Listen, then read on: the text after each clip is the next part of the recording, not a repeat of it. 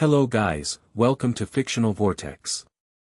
So in this video, we will see what if Naruto was the forbidden son of Poseidon and Medusa, the Gorgon slayer Naruto x Athena, Percy Jackson. If you enjoy these kinds of stories, don't forget to show us some love by hitting the like button and subscribing to the channel. Your support means the world to us. Now, let's start the story. Chapter 1. The sea in his blood. Naruto's lungs burned as he sprinted through the narrow alleyways of Siren's Cove. The coastal town's salty air stuck to his skin, but he couldn't stop to catch his breath. Not with them right behind him. There he goes. Cut him off at the pier. A gruff voice echoed between the buildings. Naruto ducked behind a dumpster, his spiky blonde hair plastered to his forehead with sweat. His bright blue eyes darted around, searching for an escape route. These weren't normal thugs, they moved too fast, knew too much, and something about their eyes seemed wrong, almost reptilian in the shadows. "Come on, kid. We just want to talk," the voice called again, closer now. "Our boss is very interested in meeting you." "Yeah, right. The same way a shark was interested in meeting a wounded seal." Naruto crept toward the end of the alley, which opened onto the town's main pier. The evening sun cast long shadows across weathered boards, but there was nowhere to hide on the exposed dock. Boats bobbed in the water below, tantalizingly close but too far to jump. He was trapped. 3 figures blocked the alley entrance behind him. Their movements were too fluid, too coordinated. The tallest one stepped forward, and Naruto caught a glimpse of something metallic glinting beneath his coat. "End of the line, kid." The man's smile revealed teeth that seemed unnaturally sharp. "Don't make this difficult. Danzo just wants to have a little chat about your unique talents." Naruto backed up until his heels hit the edge of the pier. "I don't know any Danzo, and I don't have any talents." "You've got the wrong guy." The lie tasted bitter. Strange things had been happening around him for years. Water faucets bursting when he got angry, unexplained migraines that made his vision blur, the incident with Mr. Tanaka's dog that nobody could explain. But these weren't talents. They were curses. "We've been watching you for months," the man said, taking another step forward. "The water responds to you. And there's something else, something in your eyes. Danzo collects special people, and you're very special indeed." Panic surged through Naruto's veins. The ocean behind him seemed to pulse in rhythm with his heartbeat. "Stay back. I'm warning you." The men laughed and spread out, blocking any chance of slipping past them. "Or what, kid?" Naruto felt something crack inside him, a dam breaking, power surging forth that he couldn't control. The fear, the anger, the lifetime of being different, of being alone, it all came pouring out. "I said stay back." The ocean answered his call. A massive column of seawater erupted behind him, arcing over his head like a liquid serpent. It slammed into his pursuers with the force of a fire hose, sending them sprawling across the dock. Naruto stared at his hands in shock, feeling the strange pull in his gut that somehow connected him to the churning waters. The men scrambled to their feet, soaking wet and furious. But now there was fear in their eyes too. "What the hell are you?" one of them sputtered. Before Naruto could respond, not that he had an answer, the tallest one lunged forward with impossible speed, grabbing Naruto's arm. "Doesn't matter what you are. You're coming with us." Naruto locked eyes with his attacker, terror giving way to rage. "Let me go." Something new happened then. The man's grip slackened, his eyes widened, and his skin took on a grayish pallor. A numbness seemed to spread from Naruto's gaze, traveling down the man's arm like frost creeping across a window. What are you doing to me?" The man's voice cracked as he staggered backward, clutching his partially numbed arm. Naruto didn't understand what was happening any more than they did, but he seized the opportunity. He bolted past the confused men, sprinting away from the pier and back into the maze of streets that made up Siren's Cove. He ran until his legs threatened to give out, finally slowing when he reached the outskirts of town where a modest bungalow sat perched on a bluff overlooking the sea. Home, or the closest thing he had to one. Naruto burst through the door, slamming it behind him and sliding the deadbolt into place. Irika! Irika, where are you? Irika Yumino appeared from the kitchen, dish towel still in hand. The scar across his nose crinkled with his frown. Naruto. What happened?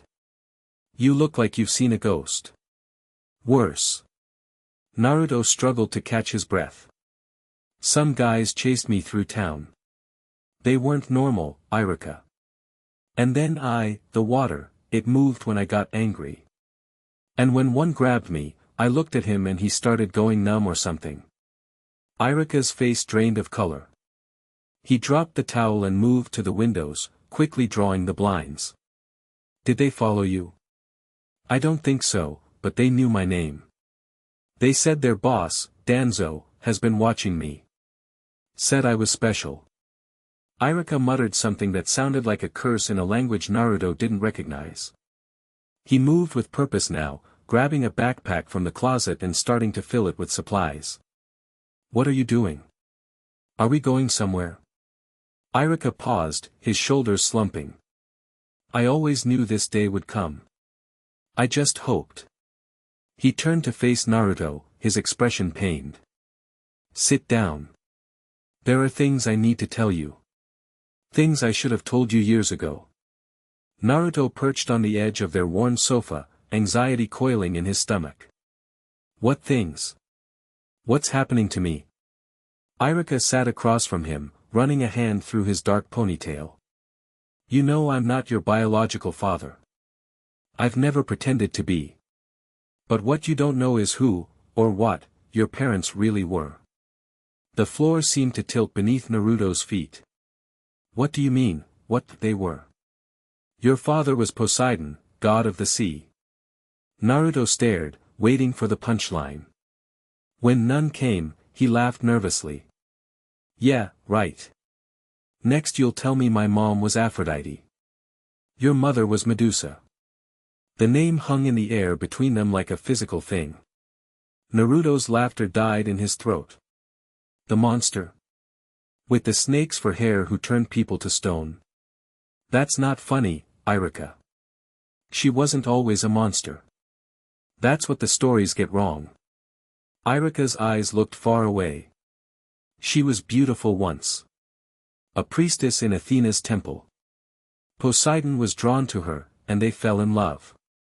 But their relationship violated sacred oaths.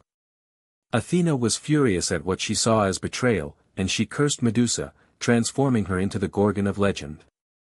This is insane, Naruto whispered, but the ocean outside seemed to whisper back, confirming Irika's words with each crashing wave.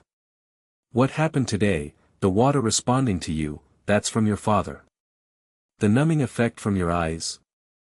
That's a diluted version of your mother's power. You're the first and only child of both a god and a Gorgon. You shouldn't even exist, Naruto. There are ancient laws forbidding it. Naruto stood up, pacing the small living room. So I'm what? Some kind of freak. Half god, half monster. You're neither and both, Irika said quietly. You're something unprecedented. And that makes you very dangerous to some very powerful beings. Is that why I never fit in anywhere? Why strange things always happen around me? A lifetime of unexplained incidents suddenly took on new meaning. The isolation, the whispers, the sense of being fundamentally different from everyone around him. Yes. I've done what I could to mask your presence, to keep you hidden. But your powers are growing stronger as you get older. And now Danzo's found you. Who is Danzo? A collector. A half-blood himself, but consumed by the desire for power. He finds people with unique abilities and acquires them, one way or another. A crash from outside cut their conversation short. Irika was on his feet in an instant, grabbing the backpack and shoving it into Naruto's arms. They found us. We need to go. Now. He reached behind a framed photo on the wall, revealing a hidden compartment containing a bronze dagger that glowed with a faint blue light. He pressed it into Naruto's hand. This is celestial bronze. It won't hurt humans, but it will harm monsters and divine beings. You want me to fight those guys? I can't. The front door splintered inward. But it wasn't the men from before. What slouched into their home looked human only in the vaguest sense. Its skin was mottled green, and where its mouth should be, tentacles writhed and grasped at the air. Telkine, Iruka hissed, pushing Naruto behind him. Sea demons. Danzo must have called in some favors. The creature let out a gurgling hiss, advancing into the room. From behind it, more shapes moved in the gathering darkness. Back door, Iruka whispered. Head for the beach. Water will make you stronger. I'm not leaving you. You must. I'll hold them off. Iruka pulled out a short sword from beneath the couch cushions. Your destiny is greater than this place, Naruto. Find Kakashi Hatake. He knew your mother. He can help you understand your powers. The Telkine lunged. Iruka met it with a swift slash that sent golden dust exploding through the air. But three more pushed through the doorway. Go! Iruka shouted, engaging the newcomers with a flurry of practice strikes. Naruto hesitated only a second longer before running toward the back of the house. He burst through the screen door and raced down the path that led to their private stretch of beach. Behind him, crashes and inhuman screeches tore through the night. The sound of pursuit grew closer. Naruto reached the shore, the waves reaching hungrily for his feet as if recognizing him.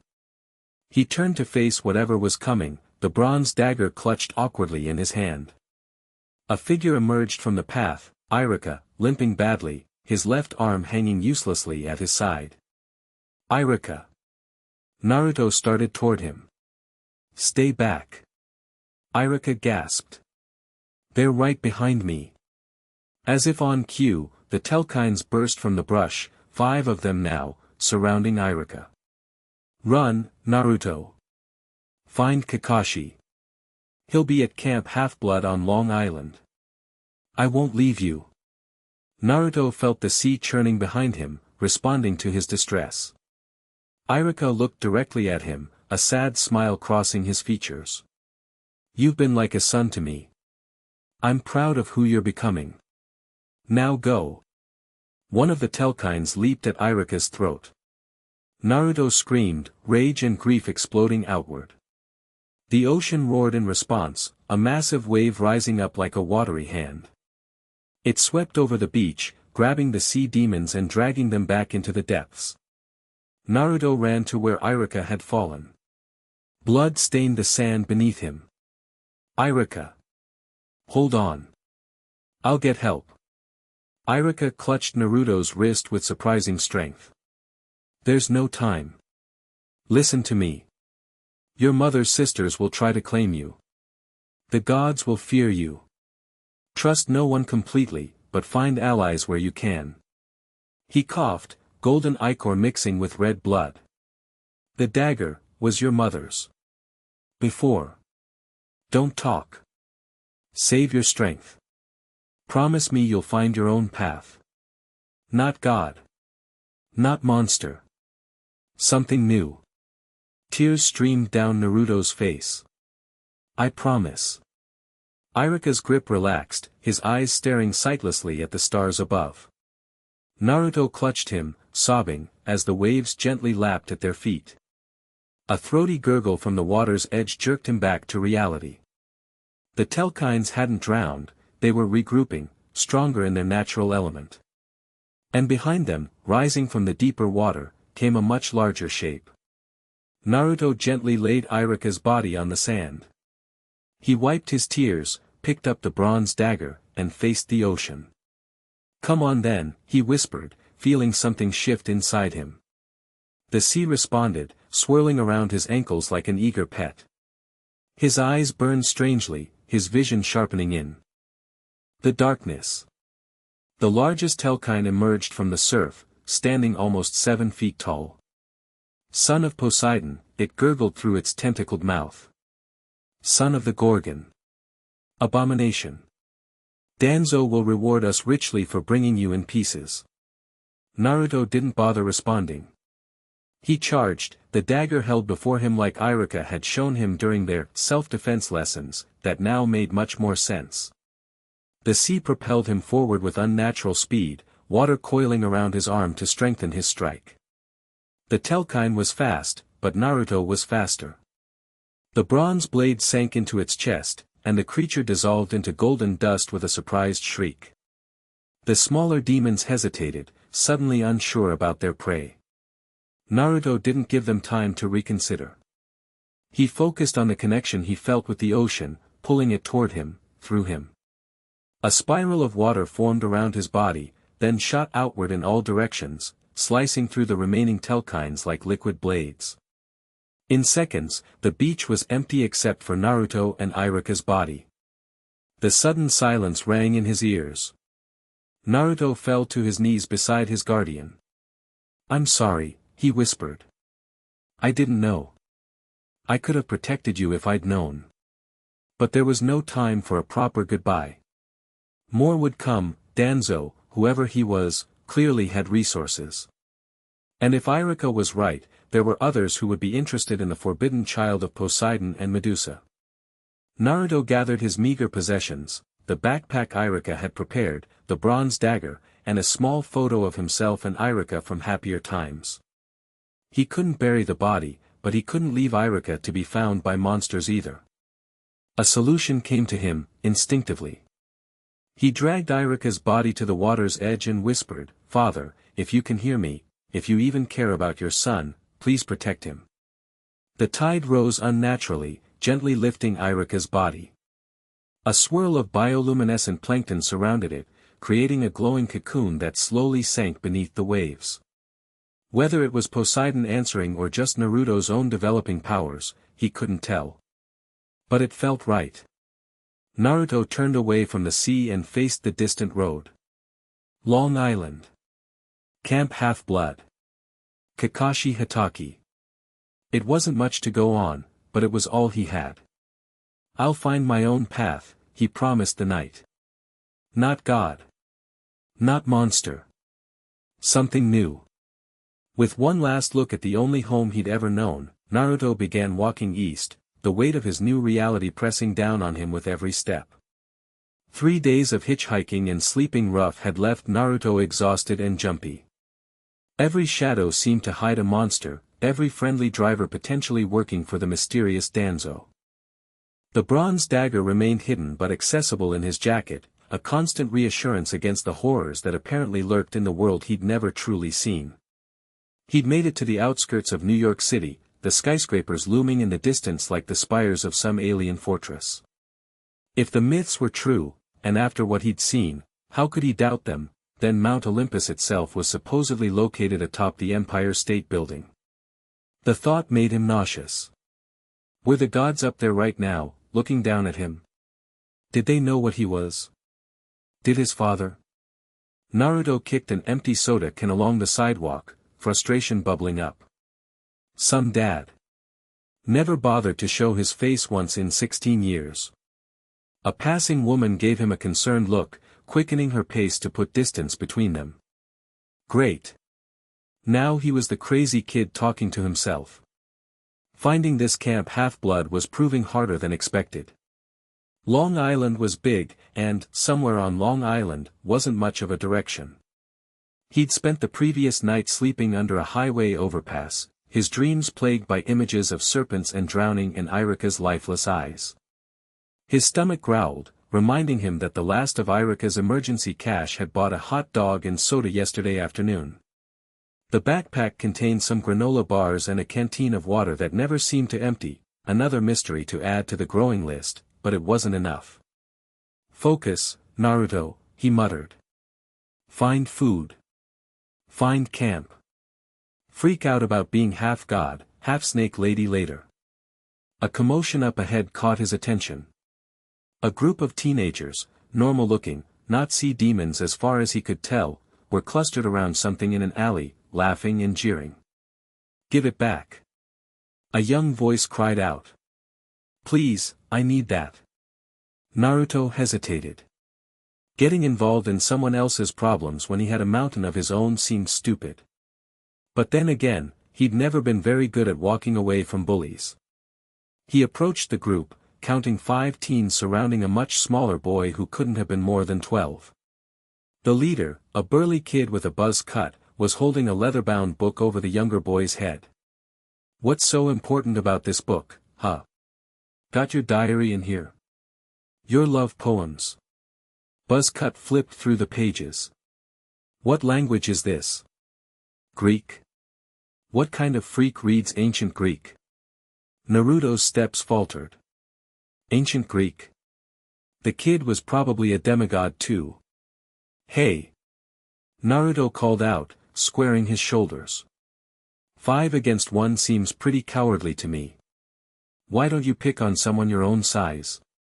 Buzzcut turned, sizing Naruto up with a sneer. "Like you? Mind your own business, blondie." "I'm making it my business." Naruto stepped closer, feeling the weight of the dagger against his ribs. Not that he'd use it on humans, according to Irika, it wouldn't even harm them, but the confidence it gave him was real enough. "Konohamaru, run!" the small boy shouted suddenly. Too late, Naruto realized his mistake. These weren't normal teens at all. Their eyes shifted, becoming vertical slits, and their skin took on a greenish tinge. Forked tongues flicked out between their lips. "A son of Poseidon," the leader hissed, the buzz cut dissolving to reveal ridged scales. "We can smell the ocean on you." "Dracini," the small boy whimpered. "Snake women." The monsters shed their human disguises completely now, their legs merging into serpentine tails. The leader brandished a spear that materialized from nowhere. "Danzo will reward us for bringing you in," she hissed.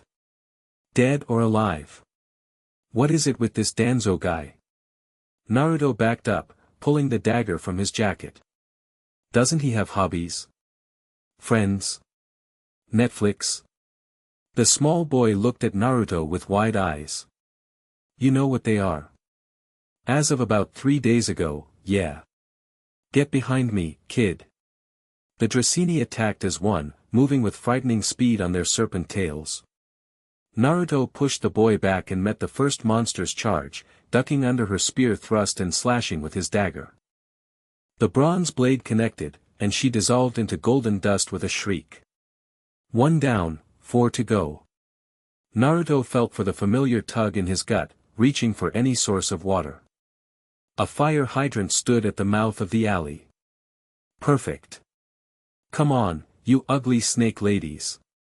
Is that the best you've got?" He concentrated, feeling the pressure building in the hydrant. With a violent gesture, he wrenched his hand sideways. The hydrant exploded, sending a torrent of water into the alley. Naruto directed it like a living thing, forming it into a massive fist that slammed 2 more Dracini against the brick wall, stunning them long enough for him to close the distance and finish them with 2 quick strikes. The remaining pair circled warily, recognizing the threat he posed. "We don't need to fight," one said, her voice silky and persuasive. "Danzo can offer you protection. Training. A place where you belong. Thanks, but I've got other plans." Naruto kept the water moving around him in a defensive spiral. "Like staying away from creepy guys who send monsters to kidnap teenagers." "You don't understand what you are," the other Dracena said. "What you could become. The old laws are breaking. Change is coming. Danzo sees a place for you in the new order." "Not interested." Naruto lunged forward, the water propelling him faster than the monsters could react. His dagger found the throat of one, then spun to catch the other as she tried to flee. As the last golden dust settled, Naruto turned to the small boy who was staring at him with a mixture of fear and awe. You killed them all. And you controlled the water. Are you a son of Poseidon?" Naruto capped the fire hydrant with another gesture, the water pressure returning to normal. That's part of it. What's your name, kid? Kanomaru. The boy clutched his book tightly. I'm a son of Athena. Naruto flinched. According to Irika, Athena was the goddess who had cursed his mother. Great. Look, Kanomaru, I'm trying to find a place called Camp Half-Blood. You know it? Kanomaru's face lit up. That's where I'm from. I was just in the city for the day to visit the Metropolitan Museum. They've got a whole wing of ancient Greek artifacts. He patted his book. I was taking notes for my cabin's research project when those Dracini cornered me. So you can take me there? To this camp? Sure. It's not far. Well, it's on Long Island, but there's a train. Kanomaru studied Naruto curiously. You said being a son of Poseidon was part of it. What's the other part? Naruto hesitated. If this kid was a son of Athena, how would he react to learning Naruto's mother was Medusa? It's complicated. Let's just get to this camp first, okay? I need to find someone named Kakashi Hatake. Kanomaru's eyes widened. Kakashi-sensei. He's one of our trainers. He's super skilled but always late for everything. And he reads these weird books. The boy trailed off, blushing slightly. Relief flooded through Naruto. At least one part of Irika's directions had panned out. Great. Lead the way then. As they headed toward the nearest subway station, Naruto kept a watchful eye out for more monsters. Kanomaru chatted excitedly beside him, seemingly unfazed by the near-death experience. So how long have you known you're a demigod? Did a satyr find you? How did you learn to fight like that? I've never seen anyone take down 5 Dracini by themselves before. Slow down, kid. Naruto managed a tired smile. I just found out a few days ago.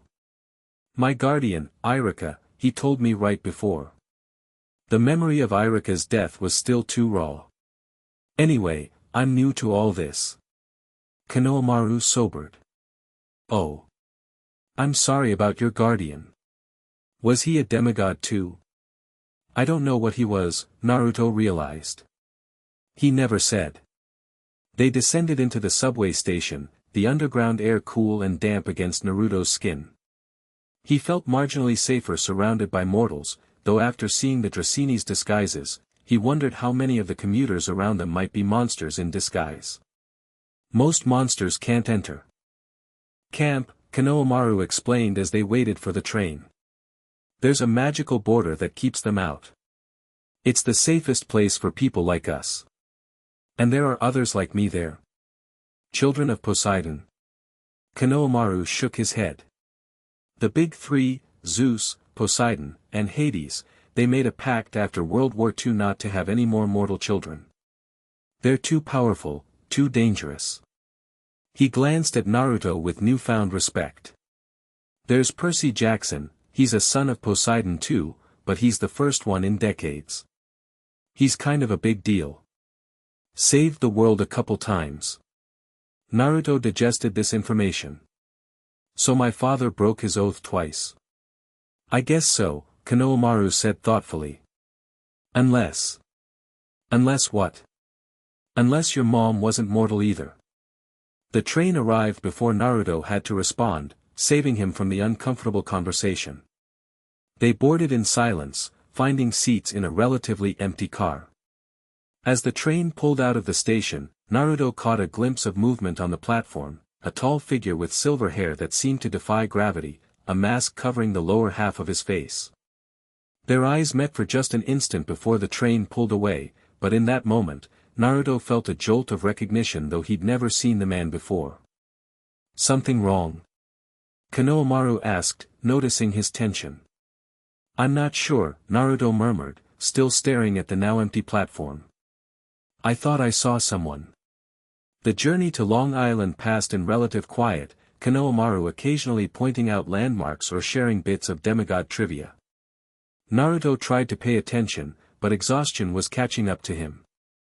3 days of constant vigilance, grief, and shock had taken their toll. We get off at the next stop, Konohamaru announced as the train slowed. Then it's about a mile walk through the woods. They disembarked at a sleepy suburban station, the afternoon sun casting long shadows across the platform. Konohamaru led the way confidently, cutting through a residential area before heading into a densely wooded section. Camp is just through here, the boy said, pointing to a dirt path that wound between ancient oak trees. Normal humans can't see it, the mist makes them think it's a strawberry farm. The mist? It's this magical veil that hides the mythological world from mortals. Makes them see things they can understand instead of what's really there. Like those Dracini probably looked like normal bullies to any mortals passing by. That explained a lot about Naruto's childhood, the strange incidents that people always seem to rationalize away or forget entirely. As they walked, the woods grew thicker, almost primeval. Naruto felt a change in the air, a tingling across his skin like static electricity. We're close, aren't we? Konohamaru nodded. Can you feel it? The border's magic. They crested a small hill, and the trees parted to reveal a sprawling valley below.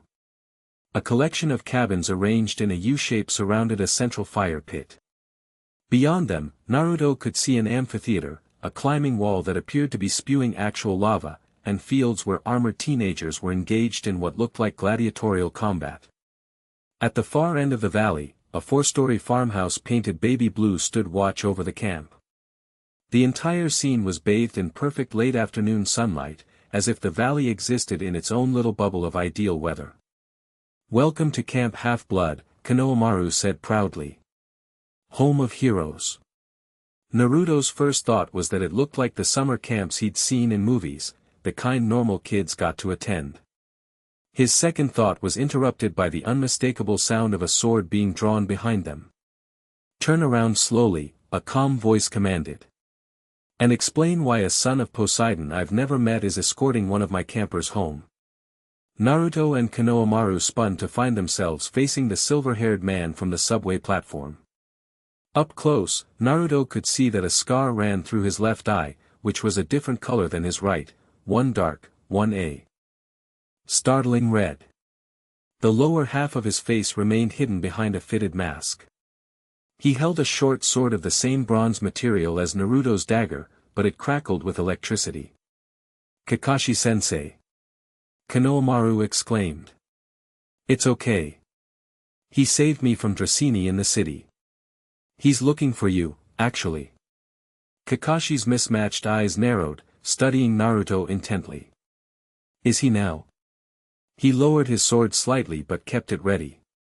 And why would that be? Naruto stepped forward. My name is Naruto Uzumaki. Irika sent me to find you. He said you knew my mother, before she changed. The sword lowered completely. Kakashi's visible eye widened in shock. Irika? Where is he? And how much do you know about your parentage? Irika's dead, Naruto said, the words still painful to speak. Telkines attacked us 3 days ago. He told me everything right before he died, that my father is Poseidon, and my mother was Medusa. He said you could help me understand my powers. Kakashi was silent for a long moment. Then he resheathed his sword and sighed deeply.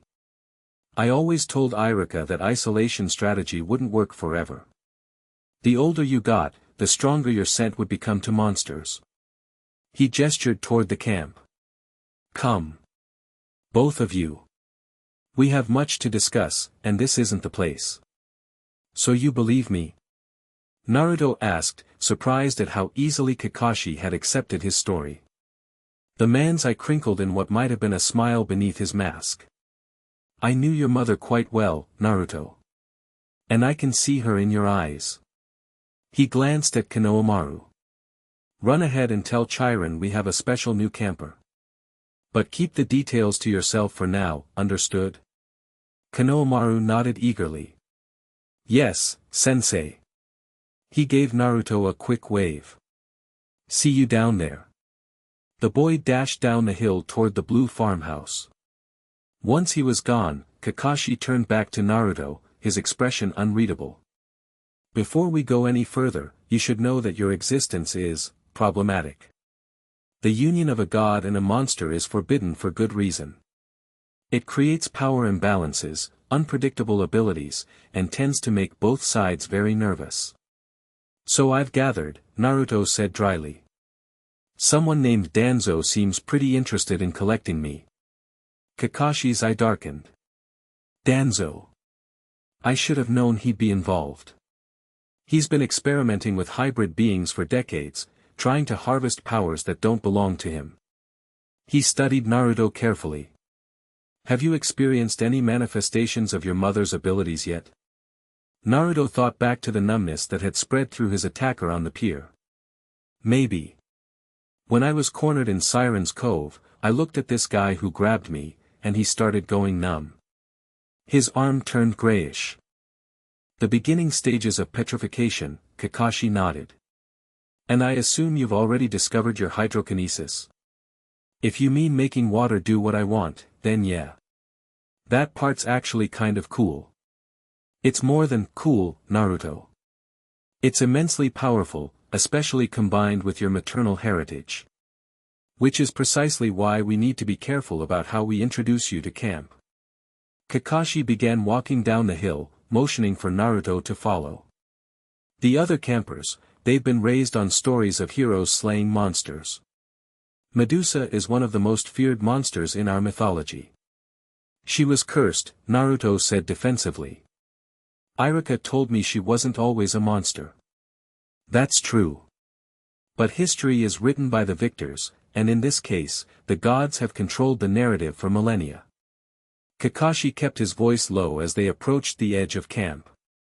For now, we'll identify you only as a son of Poseidon. That alone will cause enough of a stir. The truth about your mother should wait until you've had some training and made some allies.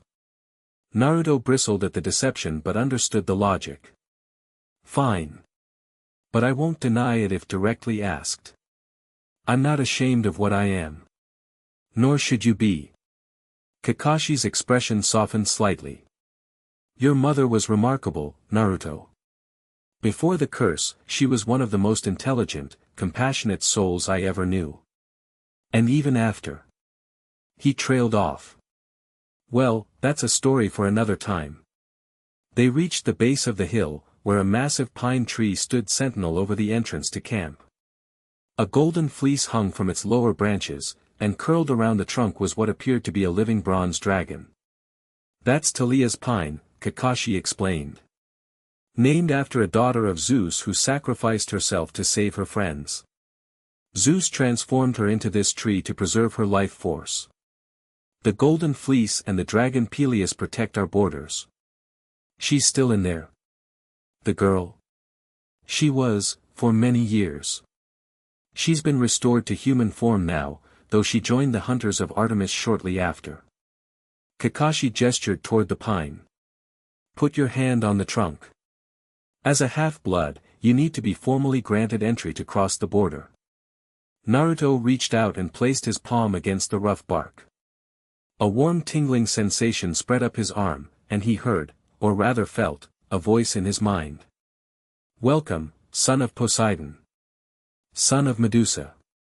Your path will not be easy, but you are welcome here. He jerked his hand back in surprise. Did you hear that? The tree spoke to you. Kakashi looked intrigued. What did it say? It welcomed me. Called me by both my parents. Naruto glanced up at the massive pine. It knows what I am. The border magic is ancient and complex. It recognizes your true nature. Kakashi led him past the tree.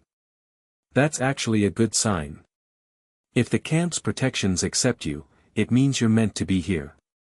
As they walked toward the central area of camp, Naruto felt dozens of curious eyes turning in their direction. Campers stopped their activities to stare at the newcomer, whispers following in their wake. Is that another son of Poseidon? Look at his eyes, they're so blue. Who's the new kid?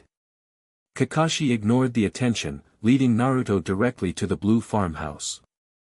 This is the big house. Chiron and Mr. D, That's Dionysus, run the camp from here. Dionysus? The wine god? The very same. Although he's prohibited from consuming alcohol during his punishment assignment here. Seeing Naruto's confusion, Kakashi added, Zeus has a flair for ironic punishments. Try not to mention wine around Mr. D. Or call him by his full name. Or look directly at him. Or breathe too loudly in his presence. He sounds charming, Naruto muttered. He has his moments. Ah, here's Chiron now. A man in a wheelchair rolled out onto the porch of the big house. He had a neatly trimmed beard and kind eyes that seemed far older than his middle-aged appearance suggested. Kakashi. And you must be our new arrival. Konohamaru was quite excited about you. Though unusually tight-lipped regarding details. Chiron extended a hand. I am Chiron, Activities Director of Camp Half-Blood. Naruto shook the offered hand. Naruto Uzumaki. Chiron, Kakashi interrupted, perhaps we should continue this conversation inside? There are some, sensitive aspects to Naruto's background that require privacy. Understanding dawned in Chiron's eyes. Of course. Please, come in. He wheeled himself back through the doorway, leading them into a cozy living room decorated with various artifacts that Naruto assumed were trophies from past quests. Once they were seated and the door closed, Chiron fixed Naruto with a penetrating gaze. Now then, young man. Kakashi suggests there's something unusual about your parentage. I assume one of your parents is a god. My father is Poseidon, Naruto confirmed. Chiron nodded thoughtfully. That explains the aura of power you carry. It's quite similar to Perseus, though with some differences I cannot quite place. Kakashi cleared his throat. The differences come from his mother, Chiron.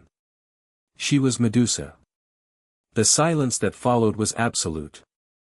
Chiron's face went through a rapid series of expressions, shock, disbelief, calculation, and finally cautious acceptance. I see, he said finally. That is, unprecedented. That's what Iruka called it too, Naruto said, tension making his voice harder than intended. Look, I get that I'm some kind of freak of nature, but, no, Chiron interrupted firmly. Not a freak. Unique, certainly. Powerful, without question. But never a freak, Naruto. In all my thousands of years training heroes, I've learned that it is character, not parentage, that determines one's path. Some of the defensive anger drained from Naruto. So. I can stay. The camp's protections admitted you, Kakashi pointed out. That's already settled. Indeed, Chiron agreed. Though we will need to be strategic about how we present your situation to the other campers. News of another child of Poseidon will spread quickly enough. The complete truth can wait until you've had time to settle in and prove yourself through actions rather than ancestry. That's what Kakashi said. Naruto nodded toward the masked man. But I won't lie if directly asked. Nor should you. Integrity is a heroic quality. Chiron's expression became serious. But you should understand the weight of prejudice you may face. Many here are children of gods who battled monsters, including your mother, for millennia. Their initial reactions may be harsh. I can handle it, Naruto said with more confidence than he felt. I've been an outsider my whole life anyway. A pained look crossed Chiron's features. Yes, I imagine you have been. He wheeled himself toward the door. Well then, let's get you settled in. Normally I would give you the orientation film and tour, but perhaps under the circumstances, Kakashi should handle your introduction to camp life. As Chiron opened the door, he suddenly transformed. His wheelchair fell away as his body elongated, revealing the lower half of a white stallion. Naruto stared in amazement at the centaur who now stood before him. Sorry for the dramatics, Chiron smiled. It's easier to navigate the house in my compacted form. Now, dinner will be in 1 hour. Kakashi will show you to cabin 3, Poseidon's cabin, where you can clean up and rest. I'll make a general announcement welcoming you as a son of Poseidon, and we can proceed from there. Thank you, Naruto said sincerely. After days of running and fighting, the promise of a safe place to sleep and regular meals felt like luxury. One more thing, Chiron added. While I believe in letting campers discover their own paths, I would be remiss not to warn you, beware of dreams. For half-bloods, dreams are rarely just dreams. They can be messages, warnings, or visions. With your unique heritage, I imagine your dream landscape may be particularly vivid. With that cryptic statement, Chiron trotted off toward a group of campers who were practicing archery in the distance. He seems nice, Naruto commented. Chiron has trained heroes for over 3,000 years, Kakashi said, leading Naruto away from the big house. He's seen it all. Or at least, he thought he had until you showed up. There was a hint of amusement in his voice. Come on. Let's get you settled in before the dinner rush. The last thing you need is to be bombarded with questions on an empty stomach. As they walked toward the cabins, Naruto's mind swirled with questions of his own. About his parents. About Iruka. About this Danzo person hunting him. About the strange new world he'd been thrust into. But for now, he followed Kakashi silently, too overwhelmed to know where to begin. He'd found Camp Half-Blood as Iruka had instructed. He'd found Kakashi. It was a start. The sea breeze from the nearby Long Island Sound carried the scent of salt and possibility. For the first time since Iruka's death, Naruto allowed himself to feel a flicker of hope. Whatever came next, whatever challenges his forbidden heritage would bring, he would face them head-on. After all, he'd made a promise on that beach, to find his own path. Not God. Not monster. Something new. And Naruto Uzumaki never went back on his word. Chapter 2, Eyes of Stone, Heart of Fire, again. Kakashi barked, circling Naruto like a predator sizing up its prey. Sweat poured down Naruto's face as he concentrated on the small pool of water in front of him. 5 days at Camp Half-Blood, and mornings meant the same thing, training till he dropped. The water rose shakily into the air, forming a wobbly sphere that hovered at eye level. Now separate it. Control each part individually. Naruto gritted his teeth, feeling the tug in his gut as he tried to split the sphere into smaller droplets. The water quivered, started to separate, then collapsed entirely, splashing back into the pool. Damn it! Naruto kicked at the ground in frustration. I can summon massive waves when monsters are trying to kill me, but I can't do this simple trick. Kakashi's visible eye crinkled in what Naruto had learned was his version of a smile. That's because you're relying on instinct during combat. Adrenaline. Fear. Anger. Those emotions create a direct channel to your power. But true mastery comes from control without emotion, or rather, control despite emotion. Easy for you to say, Naruto grumbled. What are you, anyway? You never told me if you're a demigod or what. My heritage isn't important for your training, Kakashi deflected smoothly. Now, try again, but this time, I want you to focus on your chakra. My what? Your chakra, the energy that flows through you. It's unique to your dual heritage. Most demigods simply channel their divine parent's power. But you have two distinct energies that can either work against each other or combine to create something entirely new. Naruto closed his eyes, trying to sense what Kakashi was describing. At first, there was nothing. Then, gradually, he became aware of two currents inside him, one cool and fluid like the ocean, the other hot and pulsing like blood. I can feel it, he said softly. It's like hot and cold water mixing together. Good.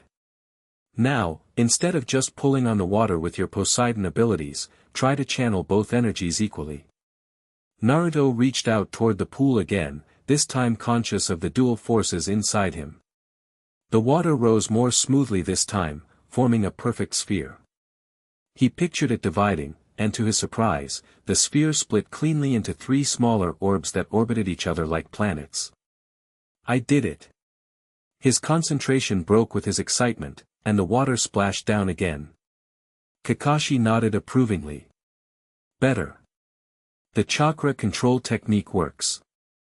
Now we just need to build your stamina and focus. Training with Kakashi had become the one constant in Naruto's chaotic new life. The rest of Camp Half-Blood remained a swirl of unfamiliar faces, strange rituals, and sidelong glances whenever he walked by.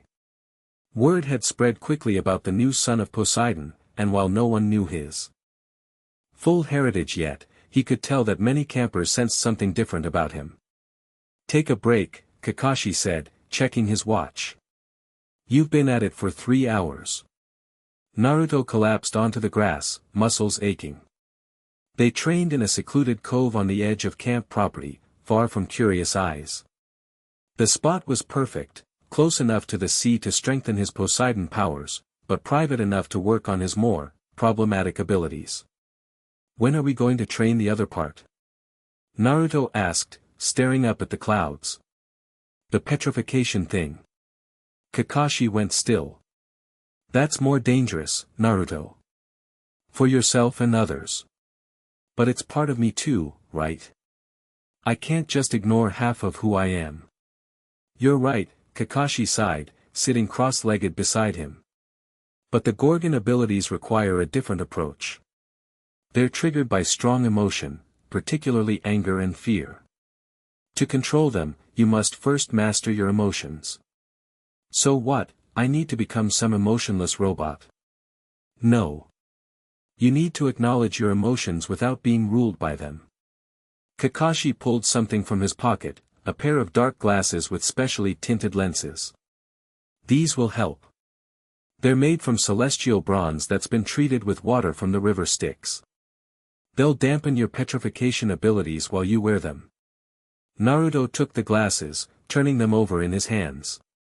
So these are like training wheels? To keep me from accidentally turning people to stone. Something like that.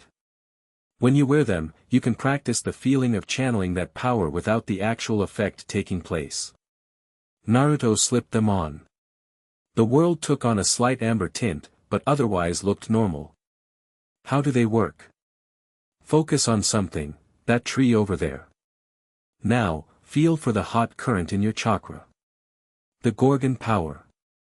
Direct it through your eyes. Naruto concentrated on a nearby pine tree, trying to isolate the burning energy Kakashi described. At first, nothing happened. Then he thought about Irika's death, about the Telkines that had taken his guardian from him, and fury bloomed in his chest. The hot current surged forward, seeming to gather behind his eyes. He directed it toward the tree, and though nothing visibly happened, he could feel the power pushing against the glasses, like water straining against a dam. I can feel it, he said, surprised. It's like pressure building up. That's it exactly, Kakashi nodded. The glasses are containing the effect. Without them, that tree would be turning to stone right now. A mixture of awe and horror washed through Naruto. Could I kill someone with this power? Full petrification. Yes. Kakashi's voice was grave. But your ability seems to be developing gradually. Right now, you can probably only cause temporary numbness or partial petrification that wears off. Still dangerous, but not lethal. At least, not yet. Great, Naruto muttered. So I've got a lethal weapon attached to my face. No wonder Mom had such a hard time dating. To his surprise, Kakashi let out a short laugh. You've got her sense of humor, that's for sure. Medusa always did have a gift for finding levity in darkness. His expression softened with memory. Even after the curse, she never lost that. You knew her after she was transformed? Naruto sat up straight. Irika never told me much about her. Just that she wasn't always a monster. Kakashi was quiet for a long moment. Your mother and I, we were friends. Before and after.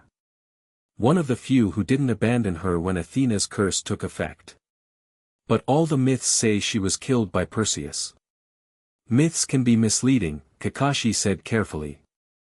Perseus did confront her. There was a battle. But your mother was resourceful and determined to survive. Naruto absorbed this, 1,000 questions bubbling up. So she could still be alive somewhere. And what about my father? Did he ever care about her? About me? Kakashi held up a hand. One question at a time. As for Medusa's current whereabouts, I genuinely don't know. She disappeared after you were born, to protect you, I believe. The gods would have destroyed any child of hers immediately if they'd known. And Poseidon? Gods are complicated, Naruto. Their perspective spans millennia. Their priorities and morality aren't like ours. But I do know he recognized you as his son. That blue trident that appeared above your head at dinner your first night. That was his claim. Naruto remembered the moment well, the glowing blue trident that had materialized above him in the dining pavilion, the gasp from the assembled campers, the knowing look Chiron had given him. It had made his parentage official, at least the Poseidon part. He could have done more than just send a fancy hologram, Naruto grumbled. 16 years of nothing, and all I get is a glowing emoji. Divine laws restrict direct intervention, Kakashi explained, though he didn't sound entirely convinced himself. And in your case, with your unusual heritage, Poseidon may be walking a particularly fine line. Claiming you publicly was already a bold move that probably raised eyebrows on Olympus. Before Naruto could respond, a conch horn sounded in the distance. That's lunch, Kakashi said, rising to his feet. We'll continue this afternoon. In the meantime, wear the glasses whenever you feel strong emotions. Better safe than sorry. As they walked back toward the dining pavilion, Naruto slipped the special glasses into his pocket. He'd wear them if necessary, but he hated the idea of hiding part of himself. Camp Half-Blood was supposed to be a place where he could finally belong, not another situation where he had to conceal his true nature. The dining pavilion was an open-air Greek structure overlooking the sea. Long tables were arranged by cabin, with campers segregated according to their divine parentage. As one of only 2 children of Poseidon currently at camp, Naruto had plenty of space at cabin 3's table. Percy Jackson, his half-brother, was away on some quest with his girlfriend Annabeth, a daughter of Athena. Naruto filled his plate from the buffet and scraped a portion into the brazier as he'd been taught, an offering to the gods. For Poseidon, he murmured, then added quietly, and for my mother, wherever she is.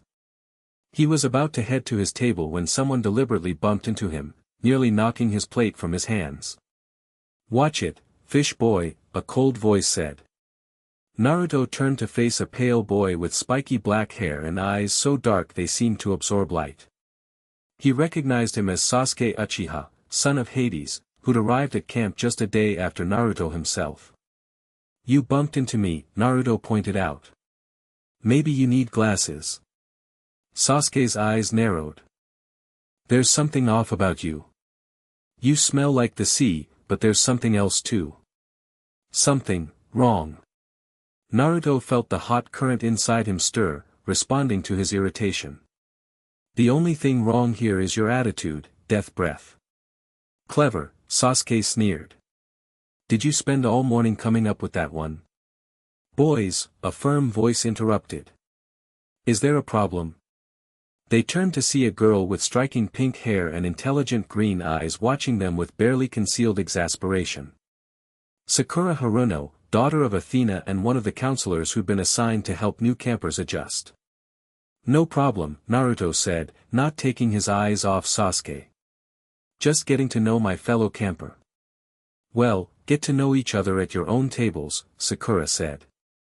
Sasuke, Nico's waiting for you at the Hades table. And Naruto, unless you want to eat standing up, I suggest you sit down before all the good food is gone. Sasuke gave Naruto one last cold look before stalking off toward a dark table where another boy dressed all in black was picking at his food. Don't mind him, Sakura said once Sasuke was out of earshot.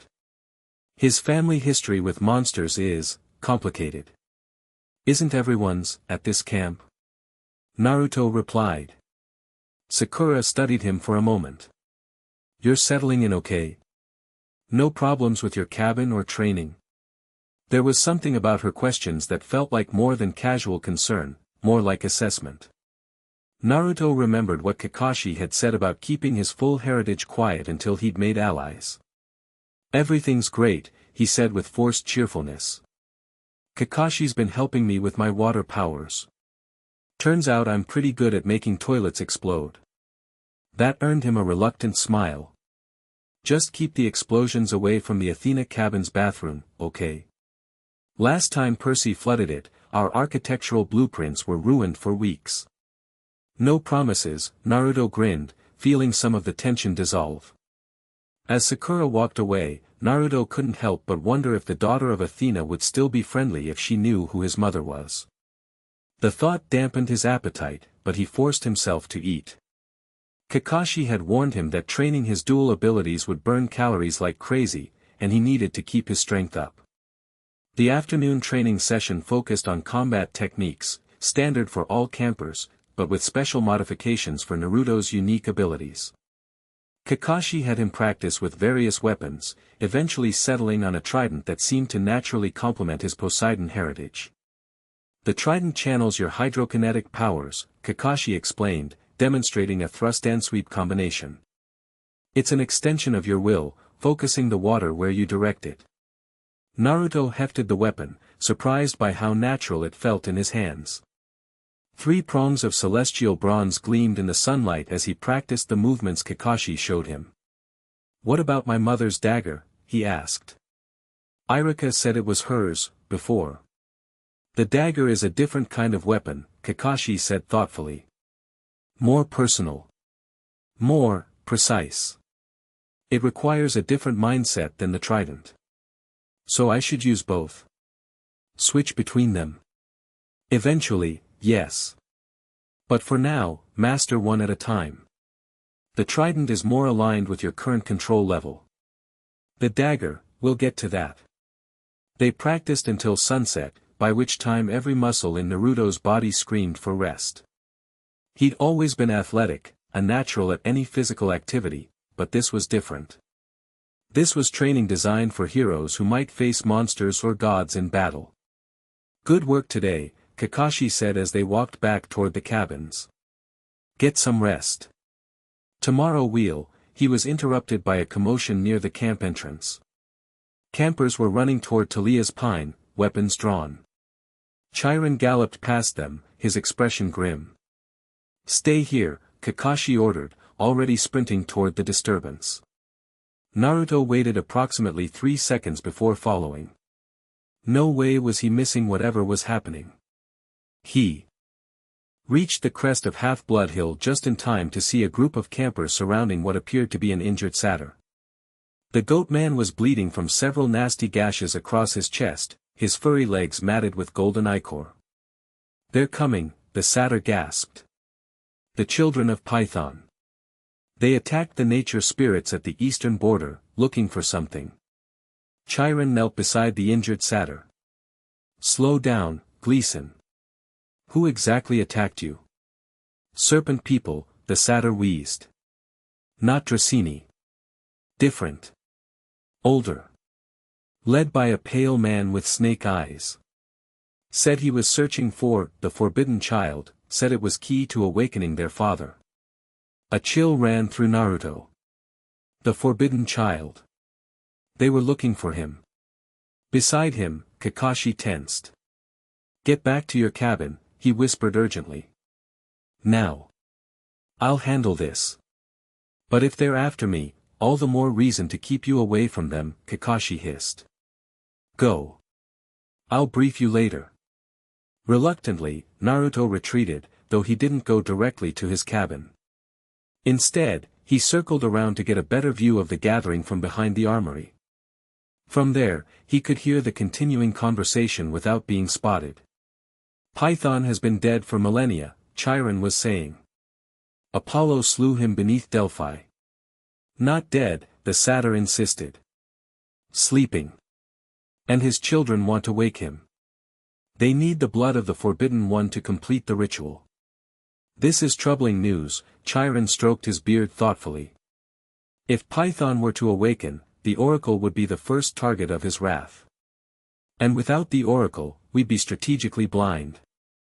We should send a quest, someone suggested. Naruto recognized Sakura's voice. Find these, children of Python, before they can complete their ritual. Agreed, Chiron nodded. But we must choose our questers carefully. If they truly seek a specific half-blood, we need to ensure that individual's safety while also addressing the threat. I volunteer, came Sasuke's cold voice. I have experience hunting serpent kind. I'll go too, Sakura added. We'll need a strategist. And a third? Chiron looked around the gathered campers. Kakashi stepped forward. I have some history with Python's offspring. I should be part of this quest. And... He hesitated. I suggest Naruto as the third quester. Naruto nearly fell over in surprise. Why would Kakashi suggest putting him directly in the path of monsters hunting for him? The new kid? Sasuke scoffed. He's been here less than a week. He has unique abilities that could be useful, Kakashi said carefully. And he's proven himself capable in combat against multiple types of monsters. Chiron considered this, his ancient eyes calculating. Naruto's parentage does give him certain advantages. But are you sure he's ready, Kakashi? As ready as he'll ever be.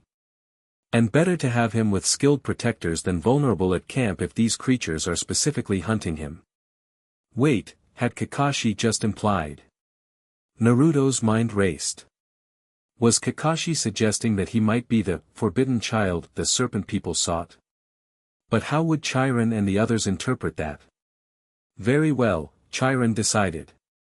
Kakashi, Sasuke, Sakura, and Naruto will undertake this quest. Consult the oracle at first light, and depart immediately after receiving your prophecy.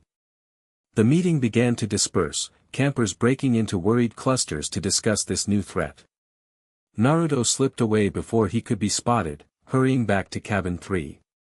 His mind whirled with questions. Why would Kakashi deliberately put him in the path of monsters hunting for the forbidden child? Was it a strategic move to confront the threat directly? Or did Kakashi have some other plan he hadn't shared? Cabin 3 was empty when he arrived, a low building of rough gray stone with seashells embedded in the walls and a permanent scent of ocean breeze. Naruto had the place to himself while Percy was away, which suited him fine. He needed space to think. He paced the length of the cabin, too agitated to sit still. A quest. He'd been at camp less than a week, and already he was being sent on a potentially deadly mission against ancient monsters who might specifically be hunting for him. Perfect. A soft knock at the door interrupted his thoughts. Expecting Kakashi, he yanked it open, ready with a barrage of questions. Instead, he found Sakura standing on his doorstep, her green eyes unreadable in the gathering dusk. Can I come in? She asked. We need to talk about the quest. Sure. Naruto stepped back, suddenly self-conscious about the cabin's messy state. He'd never been the neatest person, and his few possessions were scattered across various surfaces. Sakura entered, glancing around with the analytical gaze he'd come to associate with Athena's children, taking in every detail, calculating, assessing. You heard about the quest, I assume? She asked, perching on the edge of a chair. Yeah, I was nearby when Chiron announced it. Eavesdropping, you mean? Her tone wasn't accusatory, just matter of fact. Naruto shrugged. Call it information gathering. That earned him a small smile. Fair enough. So you know we leave tomorrow. Are you ready for this? It's not a summer camp activity, Naruto. Quests are dangerous. People die. I can handle myself, he said, more confidently than he felt. I was fighting monsters before I even knew what they were. Sakura studied him for a long moment. There's something Kakashi's not telling us about you. Something important. Naruto's heart rate kicked up a notch. What makes you say that? Intuition. Logic. The way he's been training you separately from other campers. The way Chiron watches you when he thinks no one's looking. She leaned forward. Are you the forbidden child the serpent people are looking for? The question hung in the air between them. Naruto considered lying, but remembered his promise to himself. He wouldn't deny what he was if directly asked. I might be, he admitted. My father is Poseidon, that much is true. But my mother. He hesitated. My mother was Medusa. He expected shock, disgust, maybe even fear. What he didn't expect was the calculating look that crossed Sakura's face. I suspected it might be something like that, she said quietly. The way water responds to you is clearly Poseidon's gift, but there's something else in your energy signature. Something different. You're not freaking out? Naruto asked, surprised. Your mother is Athena. The goddess who cursed my mother. I'm not my mother, Sakura said firmly. And you're not yours. I judge people by their actions, not their parentage. She frowned thoughtfully. But this complicates things. If the children of Python are seeking you specifically, then I'm putting everyone in danger by being on this quest, Naruto finished. But Kakashi must have had a reason for suggesting me. Kakashi always has reasons, usually several layers deep. Sakura stood, pacing the cabin as she thought. If they're hunting you anyway, having you with skilled fighters makes sense. And there may be aspects of your power that could be useful against serpent kind. Does Sasuke know about my mother? Sakura shook her head. I don't think so. And I wouldn't tell him yet, if I were you. His family was slaughtered by ancient monsters when he was young. He's not exactly unbiased on the subject. Great, Naruto groaned. So I'm going on a life-or-death quest with someone who'd probably try to kill me if he knew what I am. He'd try, Sakura said with surprising confidence. I doubt he'd succeed. Something in her tone made Naruto look at her more carefully. You don't seem afraid of me. Should I be? She challenged. Are you planning to turn me to stone? Of course not. The very idea horrified him. I would never. Then we don't have a problem, she said simply. Look, Naruto. Camp Half-Blood is full of dangerous people with dangerous abilities. Percy could theoretically drown us all. The Hephaestus kids could burn down the camp. The Ares cabin starts wars for fun. Power itself isn't good or evil, it's how you use it that matters. Her words eased something tight in Naruto's chest. For the first time since arriving at camp, he felt like someone saw him, all of him, and wasn't repulsed or frightened. Thanks, he said quietly. For not, you know. Don't thank me yet, Sakura advised, heading for the door. We've still got a quest to survive. Pack light, but pack smart. Ambrosia, nectar, changes of clothes, mortal cash, and drachmas. Oh, and those special glasses Kakashi gave you. I saw you wearing them earlier. You noticed those, huh? Daughter of Athena, she reminded him with a tap to her temple. I notice everything. Get some sleep. We leave at dawn. She paused at the threshold. And Naruto? I won't tell anyone about your mother. That's your story to share when you're ready. But secrets have a way of revealing themselves at the worst possible moments, so be prepared. With that parting wisdom, she slipped out into the night, leaving Naruto alone with his thoughts. He sank onto his bunk, exhaustion finally catching up to him. A quest. Serpent monsters hunting for him. A prophecy waiting at dawn. And he'd just revealed his deepest secret to the daughter of his mother's greatest enemy. What a week.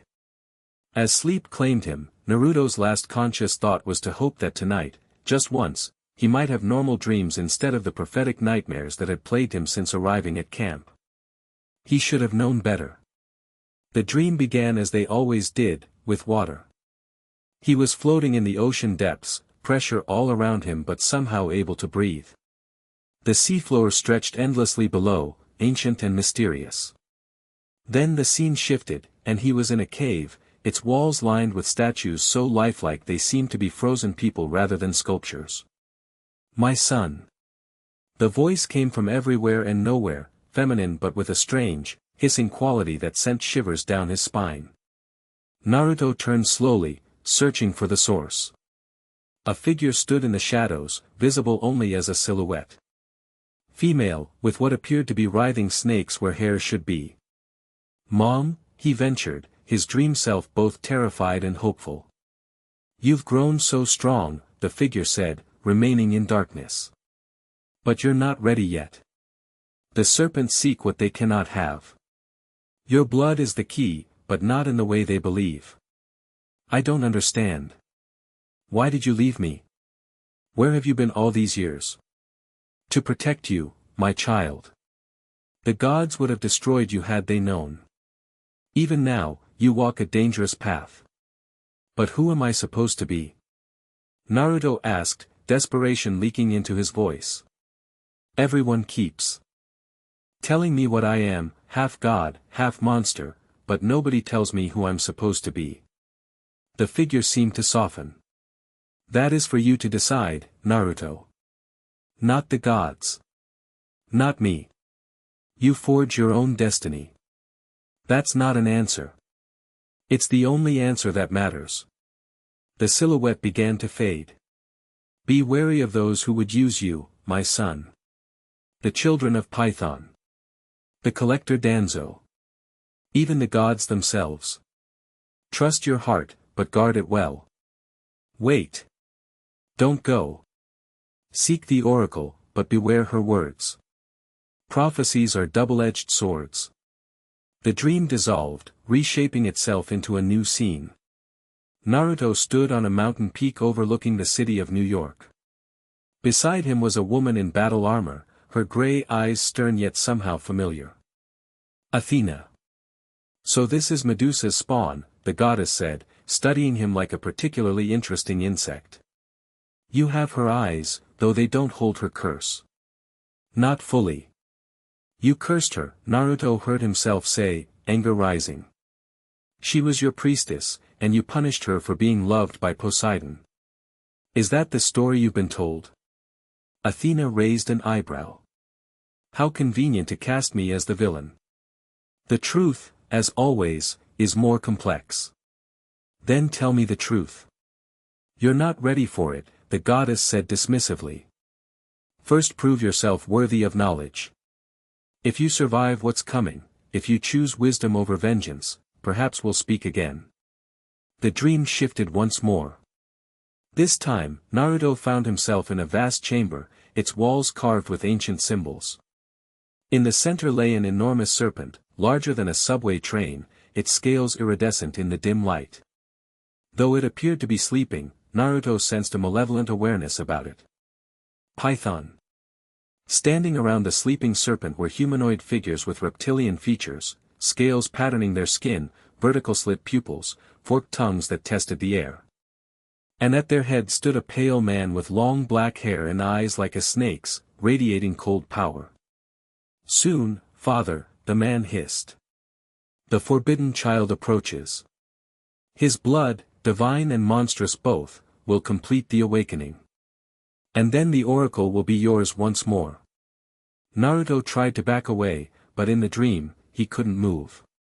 The snake-eyed man turned, somehow sensing his presence despite this being a dream.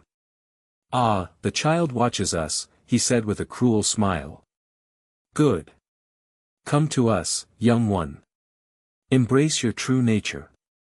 The gods fear you because they know what you might become, neither monster nor god but something greater than both."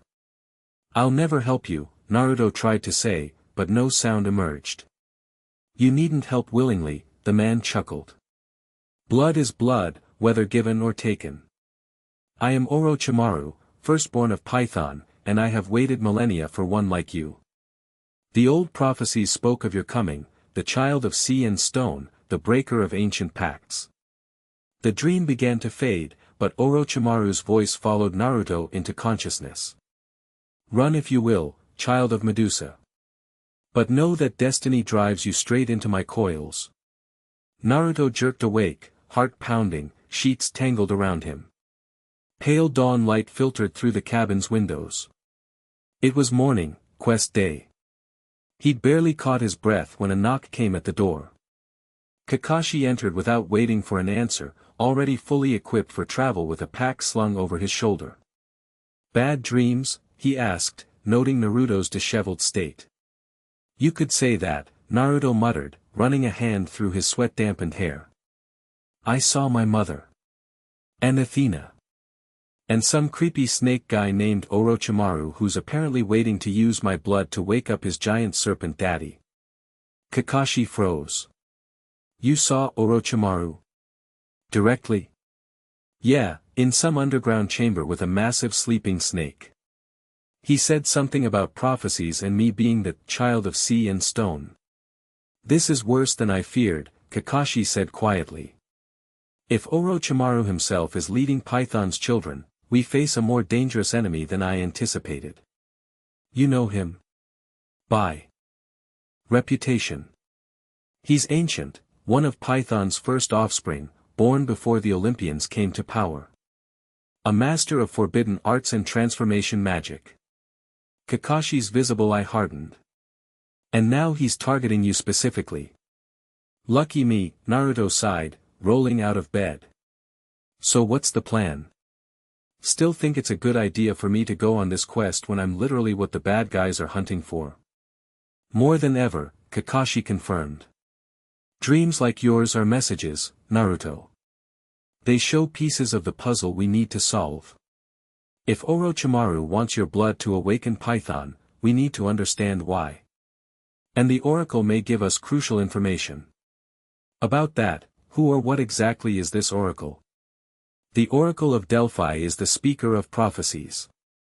In ancient times, she dwelled at Delphi, Apollo's sacred site, until Python's influence corrupted the location. Now she resides here at camp, hosted by our augur Rachel Elizabeth Dare. And we need to consult her before starting the quest. It's tradition, Kakashi nodded. And in this case, absolutely necessary. If Python's children seek to reclaim the Oracle, we need to know what we're up against. Naruto quickly packed his supplies while Kakashi waited, stuffing clothes, provisions, and his mother's dagger into a backpack. He attached the trident to a special holder that collapsed the weapon to a manageable size for travel. The glasses went into a protective case in his front pocket, easily accessible. Ready, he announced, slinging the pack over his shoulder. Not quite, Kakashi held out a small pouch. Ambrosia and nectar, godly food and drink. They can heal demigods in emergencies, but use sparingly. Too much will burn you up from the inside. Cheery thought, Naruto commented, taking the pouch. They headed for the big house, where Sasuke and Sakura were already waiting on the porch. Sasuke gave Naruto a cold nod, while Sakura offered an encouraging smile. Slept in, fish boy? Sasuke asked. Prophetic nightmares, Naruto shot back. Very time-consuming. Before Sasuke could respond, Chiron appeared, accompanied by a red-haired young woman in paint-splattered jeans and a Camp Half-Blood t-shirt. Good morning, questers, Chiron greeted them. This is Rachel Elizabeth Dare, our oracle. She's prepared to consult the spirit of Delphi for your prophecy. Rachel gave them a friendly wave. Hey there. So, who's the quest leader? That's who I need to direct the prophecy to. The four looked at each other. Kakashi stepped back. I'm just the advisor. One of you three should lead. I'll do it, Sasuke said immediately. Hold on, Sakura objected. This quest involves strategy and diplomacy as much as combat. Maybe we should, I'll lead, Naruto interrupted, surprising himself as much as the others. The serpent people are after me specifically. My blood. So it's my responsibility. Sasuke scowled. You've been here less than a week. You don't know the first thing about quests. True, Naruto acknowledged. But I'm learning fast. And I've got you two experts to help me, right? He looked between Sasuke and Sakura, challenge in his eyes. After a tense moment, Sakura nodded. He's right. If Naruto is their target, he should lead. We'll advise. Sasuke looked like he'd swallowed something sour, but eventually gave a curt nod. Fine. Don't get us killed, rookie. Rachel clapped her hands. Great. Quest leader established. Let's do this thing. Naruto, step forward and ask your question. Feeling slightly foolish, Naruto approached Rachel. What question? Whatever you want to know about your quest, she explained. Be specific but not too narrow. The spirit likes room for interpretation. Naruto thought for a moment. How do we stop Orochimaru and the children of Python from awakening their father? Rachel nodded approvingly. Good question. Direct but open-ended. She closed her eyes, taking a deep breath. When her eyes opened again, they glowed with an eerie green light. Green mist began to swirl around her feet, rising to envelop her completely. When she spoke, her voice was tripled, as if three Rachels were speaking in perfect unison. Child of sea and stone shall face the serpent's heir, blood of two worlds holds power beyond compare. Wisdom's daughter bears the weight of ancient hate, while vengeance's son must choose a different fate. What sleeps beneath Delphi yearns to break its chain, through sacrifice alone shall oracle remain. The green mist receded, and Rachel swayed on her feet. Chiron caught her before she could fall, gently lowering her into a nearby chair. I hate when that happens, Rachel mumbled, rubbing her temples. It's like the worst brain freeze ever. Thank you, Rachel, Chiron said kindly, before turning to the quest members. You have your prophecy. I suggest you discuss its meaning before departing. Naruto stood frozen, the words echoing in his mind. Child of sea and stone, that had to be him. Blood of two worlds, again, obviously referring to his dual heritage. But the rest? Let's talk inside, Kakashi suggested, ushering them into the big house.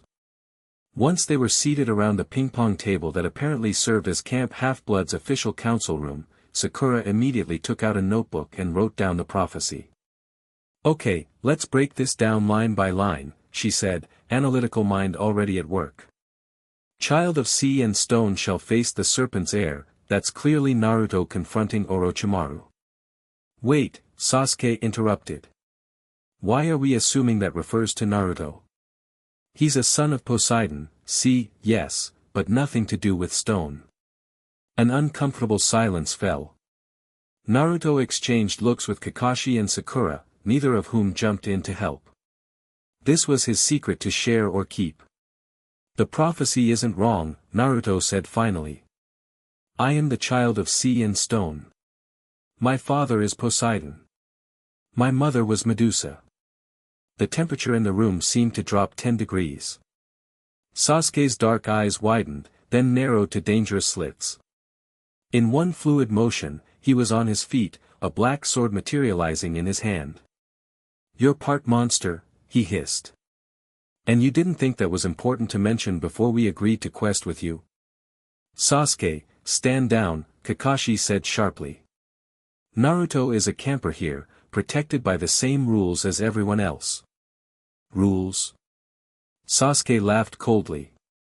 Monsters killed my entire family. Slaughtered them while I watched.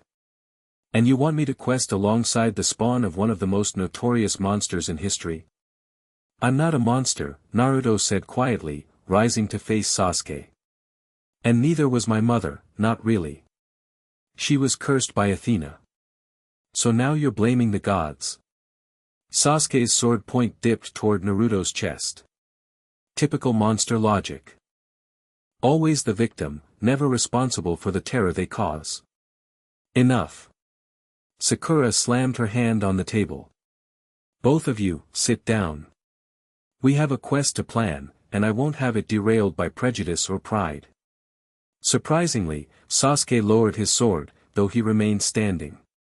You knew, he accused Sakura. You knew what he was. I figured it out, she admitted. And it didn't change my assessment of him as a person. Naruto has proven himself honorable and brave in the short time he's been here. Judge him by his actions, Sasuke, not his parentage. Isn't that what you want others to do for you? The pointed reference to Sasuke's own troubled family history wasn't lost on anyone. After a tense moment, Sasuke resheathed his sword, though he remained standing. I'll complete this quest because I gave my word, he said stiffly. But don't expect me to trust him. Wouldn't dream of it, death breath, Naruto muttered, though his heart wasn't in the insult. He'd expected rejection, but the raw hatred in Sasuke's eyes still stung. Can we return to the prophecy? Kakashi suggested, breaking the tension. The next line, blood of two worlds holds power beyond compare, clearly refers to Naruto's unique heritage being significant somehow. Orochimaru said my blood could awaken Python, Naruto offered, grateful for the subject change. Something about being both divine and monstrous. That tracks with ancient myths about Python, Sakura said, consulting her notes. He was a chthonic deity, an earth god, who occupied Delphi before Apollo slew him. The oracle was established there afterward. If Python were to awaken, he'd almost certainly try to reclaim the oracle. Which brings us to the last line, Kakashi noted. Through sacrifice alone shall oracle remain. That's concerning. Sacrifice? Naruto frowned. Like, human sacrifice? Not necessarily, Sakura said quickly. Sacrifice can mean many things in prophecies, giving up power, making a difficult choice, surrendering something valuable. It rarely means actual blood sacrifice. Rarely, but not never, Sasuke pointed out darkly. Let's focus on the middle lines, Kakashi suggested. Wisdom's daughter bears the weight of ancient hate, that's clearly referring to Sakura as a daughter of Athena. Sakura nodded. That ancient hate could mean the enmity between Athena and Medusa, which puts me and Naruto in an interesting position. And Vengeance's son must choose a different fate, that has to be Sasuke, Kakashi continued. Your quest for vengeance against monsters is well known. Sasuke's jaw tightened. My path is my own. No prophecy will dictate my choices. Actually, that's exactly what prophecies do, Sakura pointed out. They don't cause events, but they do predict inevitable outcomes. The question is how we interpret them. So what's our plan? Naruto asked, trying to get the discussion back on practical ground. Where do we go first? Delphi, Kakashi and Sakura said simultaneously. The prophecy specifically mentions it, Sakura explained.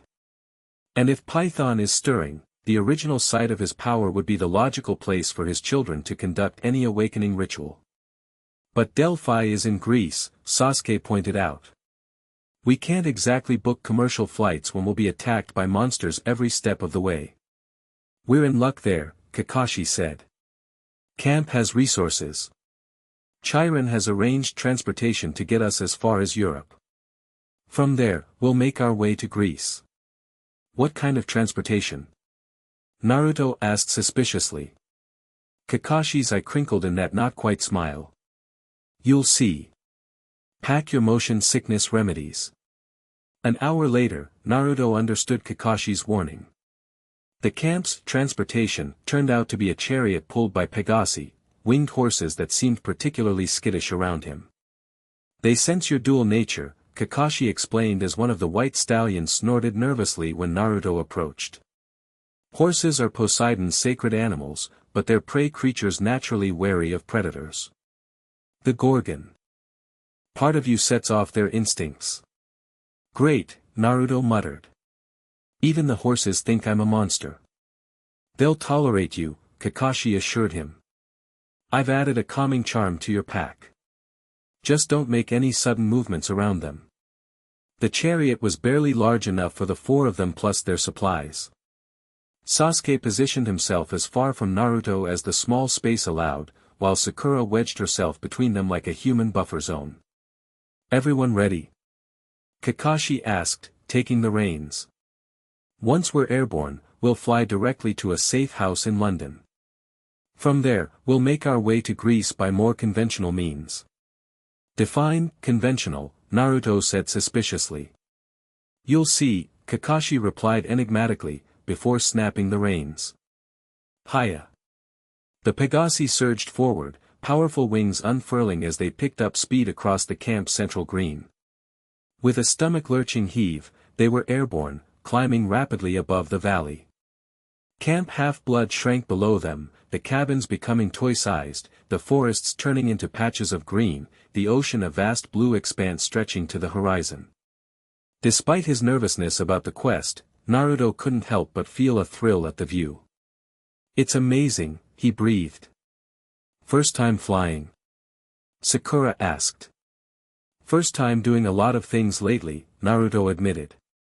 "A week ago, I thought I was just a weird kid with bad luck. Now I'm the forbidden offspring of a god and a monster, flying on a Pegasus-drawn chariot to fight snake people in Greece. Life comes at you fast." That earned him a small smile even from Sasuke, though it vanished the moment Naruto noticed it. They flew east, the morning sun at their backs, New York City glittering briefly below them before giving way to the vast Atlantic. Kakashi guided the Pegasi higher, into a layer of clouds that concealed them from mortal eyes below. "How long is this flight?" Naruto asked after they'd settled into a smooth cruising altitude. "About 6 hours, Kakashi replied. "The Pegasi fly much faster than mortal aircraft, and they know how to find favorable wind currents. We should reach London by evening their time." 6 hours trapped in a small chariot with someone who hated his guts. Wonderful. Naruto settled back against the side of the chariot, trying to find a comfortable position that didn't involve touching Sasuke.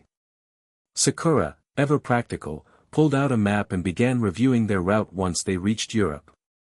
The original oracle was at Delphi, on the slopes of Mount Parnassus, she explained, pointing to a spot in central Greece. It was the most sacred site in the ancient world for centuries. According to myth, it's where Apollo slew Python and established his shrine. And now Python's children want to reverse that victory, Kakashi added. If they succeed in awakening their father, the consequences would be catastrophic. The oracle is the source of divine prophecy. If Python corrupted it again, the gods would be strategically blind. So we stop them, Naruto said simply. We find Orochimaru, prevent him from using my blood, and make sure Python stays asleep. It won't be that easy, Sasuke said darkly. Orochimaru is ancient and powerful. And he won't be alone. Hence the quest, Sakura pointed out. We work together, using our strengths. Naruto's water powers, Sasuke's control of shadows, my tactical skills, and Kakashi's, whatever it is Kakashi does. I'm wounded, Kakashi said mildly, not sounding wounded at all. I do many things. Yeah, like reading those weird orange books when you think no one's looking, Naruto commented, having noticed Kakashi's reading habits during training breaks. To his surprise, Kakashi actually seemed embarrassed, his visible ear turning slightly red. Their classical literature, he muttered unconvincingly. The banter helped ease some of the tension, and even Sasuke seemed to relax marginally as they continued their journey eastward. The vast ocean stretched endlessly below them, occasionally broken by the white wake of a ship that looked toy-sized from their height. Around midday, they ran into their first complication, a flock of what appeared to be large birds with bronze beaks and metallic feathers. Stymphalian birds, Kakashi said grimly, reaching for his sword.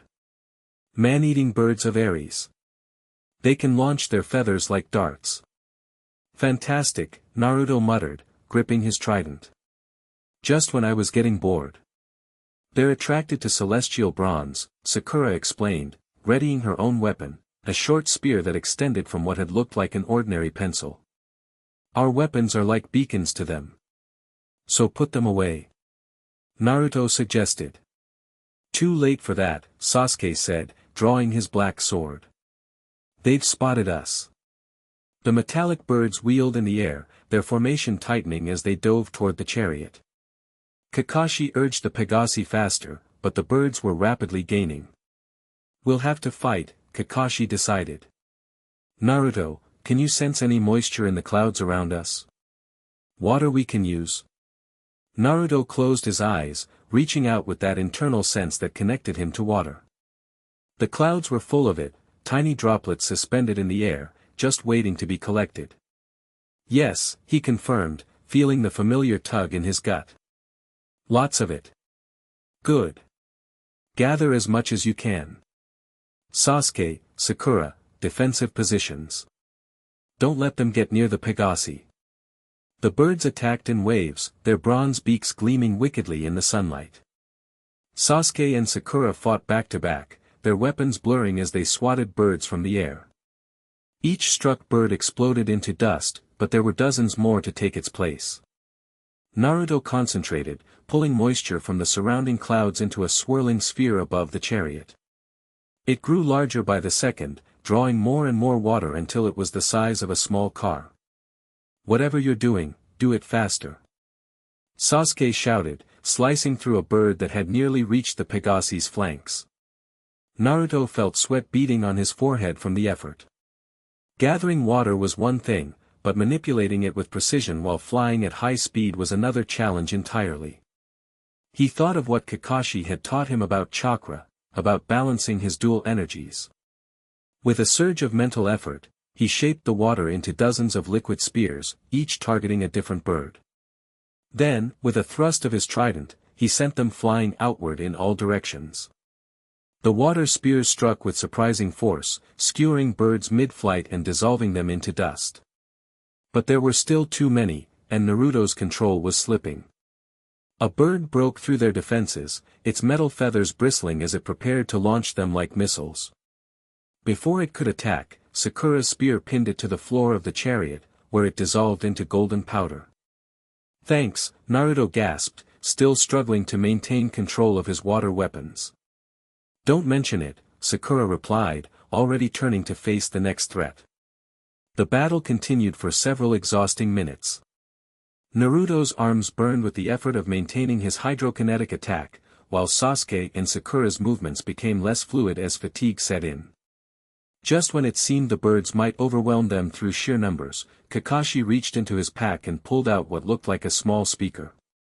Cover your ears, he warned, before pressing a button. A high-pitched noise blasted from the device, not quite a sound, more like a vibration that rattled Naruto's teeth and made his skin crawl. The effect on the birds was immediate and dramatic. They scattered in confusion, their formation breaking apart as they fled in all directions. What was that? Naruto asked once the device was turned off. Sonic disruptor, Kakashi explained, tucking it away. Specifically tuned to frequencies that disorient Stymphalian birds. A little invention from the Hephaestus cabin. You couldn't have used that from the beginning? Sasuke demanded, wiping golden monster dust from his sword. Limited battery, Kakashi shrugged. And sometimes it's good to let young heroes practice their combat skills. Naruto collapsed against the side of the chariot, releasing his control of the remaining water. It splashed harmlessly into the clouds below. Practice. Right. Because we weren't in actual danger of being pecked to death by metal birds. You did well, Kakashi said, his tone more serious. All of you. That was your first test as a team, and you passed. Barely, Sasuke muttered, though there was less hostility in his voice as he glanced at Naruto. That water trick was not useless. Coming from Sasuke, that was practically a standing ovation. Naruto nodded in acknowledgement, too exhausted to form a witty comeback. They continued eastward, the sun now high overhead. After the battle, an uneasy truce settled over the chariot. They weren't friends, exactly, but they had fought together and survived. That counted for something. Get some rest, Kakashi advised as he guided the Pegasi through a bank of clouds. We're still a few hours from London, and you'll need your strength when we land. Naruto didn't need to be told twice. Despite the uncomfortable seating and the lingering tension, exhaustion from the battle and the emotional strain of the past few days caught up with him quickly. He drifted into an uneasy sleep, lulled by the rhythmic beating of Pegasi wings. This time, his dreams took him somewhere new. He stood in a magnificent underwater palace, its walls made of coral and pearl, its floors of polished abalone. Fish of every color swam through the corridors like living decorations, and the water itself seemed to glow with an ethereal blue light. A tall figure stood with his back to Naruto, gazing out through a massive window at an underwater garden. He wore simple robes that shifted color like the sea itself, and in his hand, he held a trident that made Naruto's own weapon look like a child's toy. Father? Naruto ventured, somehow knowing who this was despite never having seen him before. Poseidon turned, his weathered face both ancient and ageless, his beard flecked with white like sea foam, his eyes, Naruto's eyes, a deep, shifting blue-green. My son, the god acknowledged, his voice like waves against the shore. You've begun your journey at last. You know about the quest? I know everything that happens in my domain, Poseidon said, gesturing to the palace around them. And I have been watching you, even when you thought yourself abandoned. Anger flared in Naruto's chest. Watching isn't the same as being there. 16 years, and not once did you show yourself. Divine laws, save it, Naruto interrupted. I've heard all about the ancient laws and oaths. What I want to know is why. Why her? Why Medusa? You had to know what would happen when Athena found out. Poseidon's expression softened. Ah, Medusa. She was extraordinary. Brilliant, compassionate, with a fire in her soul that few mortals possess. As for Athena's reaction. He sighed, a sound like the retreating tide.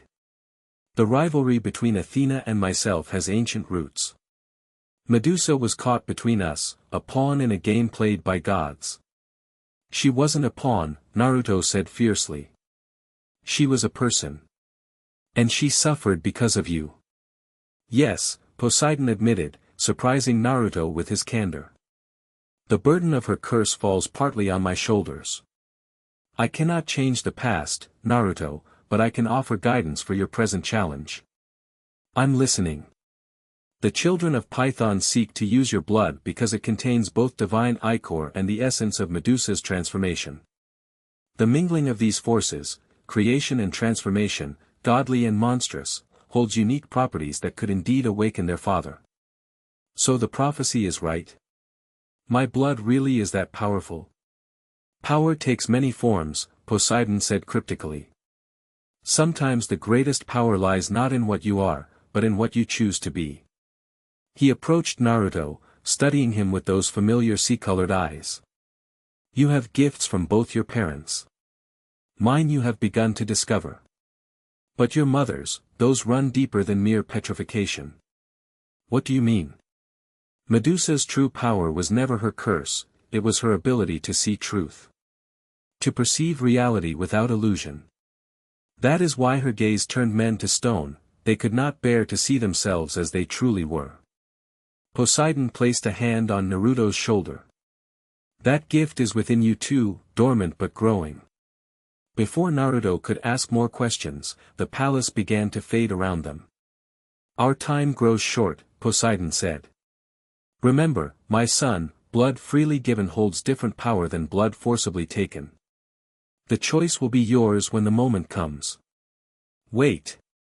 Naruto called as the dream dissolved. Tell me where she is.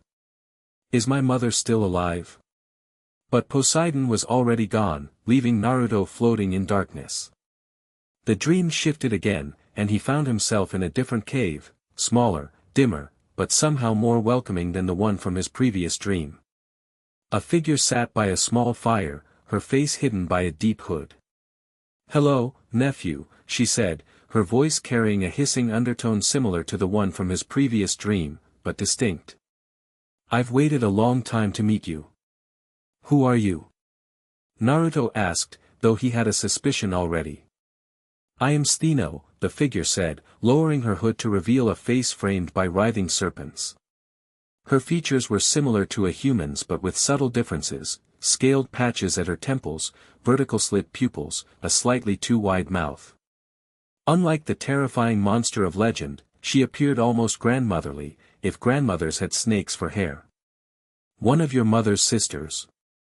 You're one of the Gorgons. Indeed. The eldest, in fact. Though Medusa always received the most attention. There was no bitterness in her voice, only fond amusement. My sister, always special. Why are you contacting me now? Because you are in danger, child. Orochimaru seeks what he does not understand. My sister's bloodline, combined with Poseidon's divinity, has created something unprecedented in you. The serpent children believe they can use you to awaken their father, but they know not what forces they tamper with. So everyone keeps telling me, Naruto said, frustration leaking into his voice. But no one will explain exactly what makes my blood so special. Stheno smiled, revealing slightly pointed teeth. Divine ichor and Gorgon essence should be incompatible, like oil and water, they naturally separate. Yet in you, they've combined. That harmony of opposing forces is what Orochimaru covets. But he fails to understand that the true power comes not from the blood itself, but from the choice of how to use it. My father said something similar, Naruto noted. About blood. Freely given versus blood taken. For once, Poseidon speaks wisdom, Stheno nodded. But there is more you should know. My sister lives, nephew. Naruto's heart skipped a beat. My mother is alive. Where? Why hasn't she contacted me? She exists in a state between worlds, neither fully in this realm nor outside it. After Perseus's attack, she retreated to a sanctuary where Athena's reach could not extend. There, she has watched over you from afar, unable to approach without drawing the attention of those who would harm you. Can I find her? Speak to her directly. Stheno's expression turned sad. Not yet. First, you must understand the fullness of your heritage and master your gifts. Only then will the path to her sanctuary reveal itself. She leaned forward, her snake hair swaying hypnotically. But know this, my sister loves you more than her own existence. Everything she has done, including her absence from your life, was to protect you. The dream began to fade, the cave growing dimmer. Wait, Naruto called. There's so much more I need to know. Seek us at the crossroads of the old world, Stheno's voice echoed as she disappeared. My sister Urieli and I will be waiting. Together, we will guide you to truths the gods would keep hidden.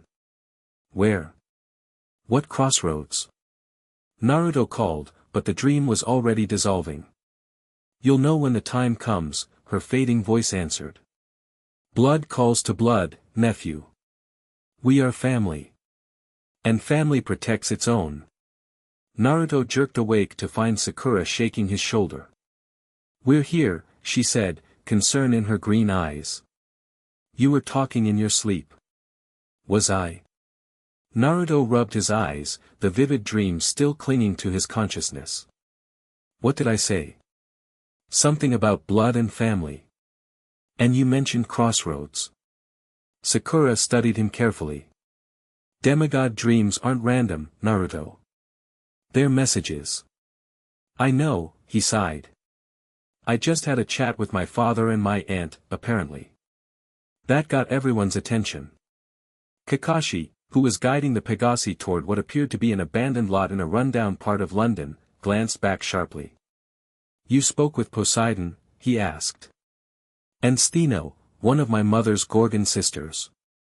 Sasuke's hand moved instinctively to his sword. The Gorgons are contacting you in dreams now. That can't be good. Actually, she seemed pretty nice, Naruto said thoughtfully. For a snake-haired lady who can turn people to stone, anyway. She called me nephew. Said my mother is alive, hidden somewhere between worlds. The Gorgon sisters are known for deception, Sasuke warned. They could be trying to lure you into a trap. Or they could genuinely want to help their nephew, Sakura countered. Not all monsters are evil, Sasuke. Many are just, different. Misunderstood. Tell that to my dead family, Sasuke muttered, but there was less heat in his voice than before.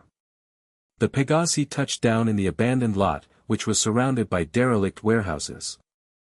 As soon as they landed, the air around them seemed to shimmer, and the lot transformed before Naruto's eyes.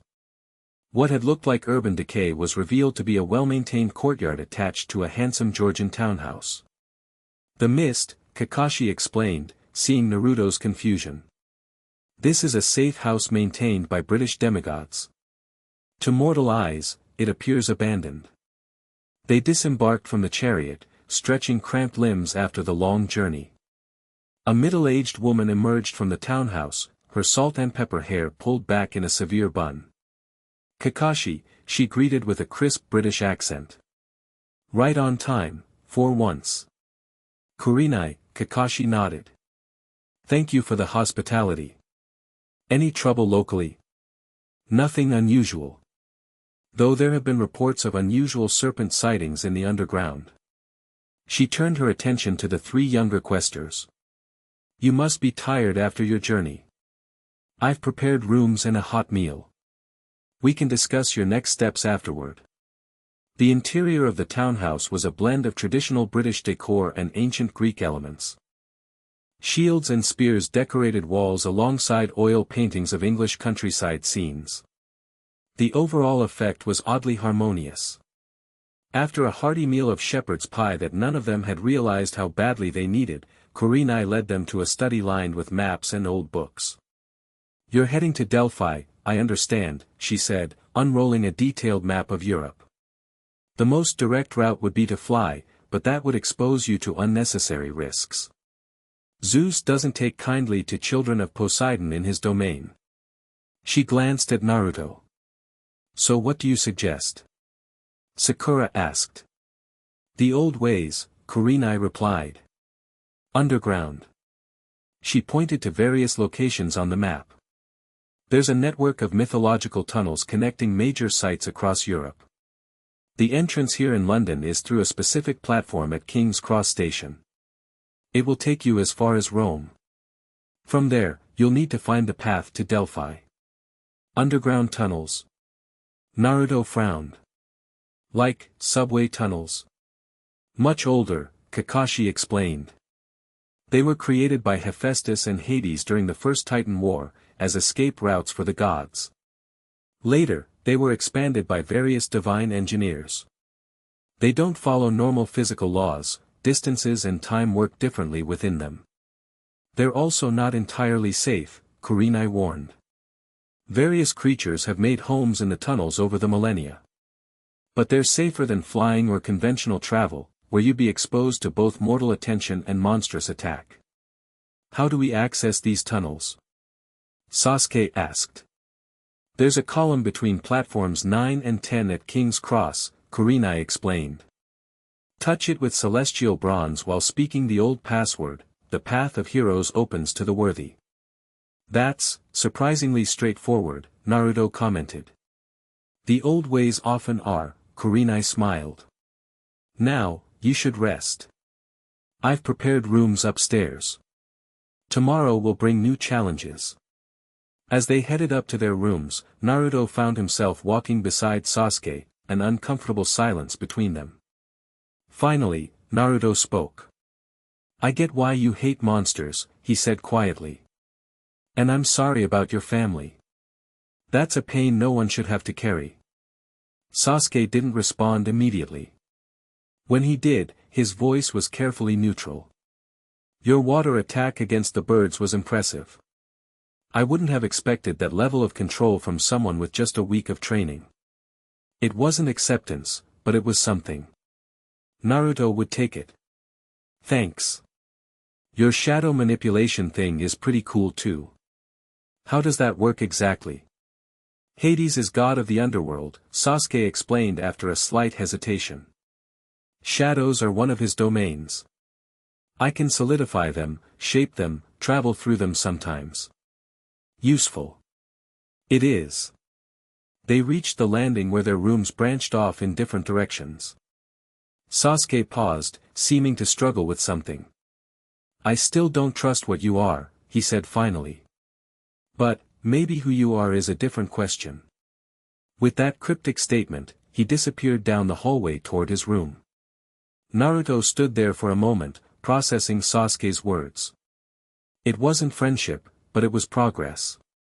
His room was small but comfortable, with a single bed and a window overlooking a garden courtyard behind the townhouse. As he prepared for sleep, Naruto found his mind churning with everything that had happened, the prophecy, his dreams of Poseidon and Athena, the revelation of his heritage to Sasuke, the plans to travel via mythological tunnels. He pulled out the special glasses Kakashi had given him, turning them over in his hands. They represented the part of himself he was supposed to keep contained, controlled. But his aunt's words echoed in his mind, blood calls to blood. His Gorgon heritage wasn't just a dangerous power to be suppressed, it was a connection to family, to his mother.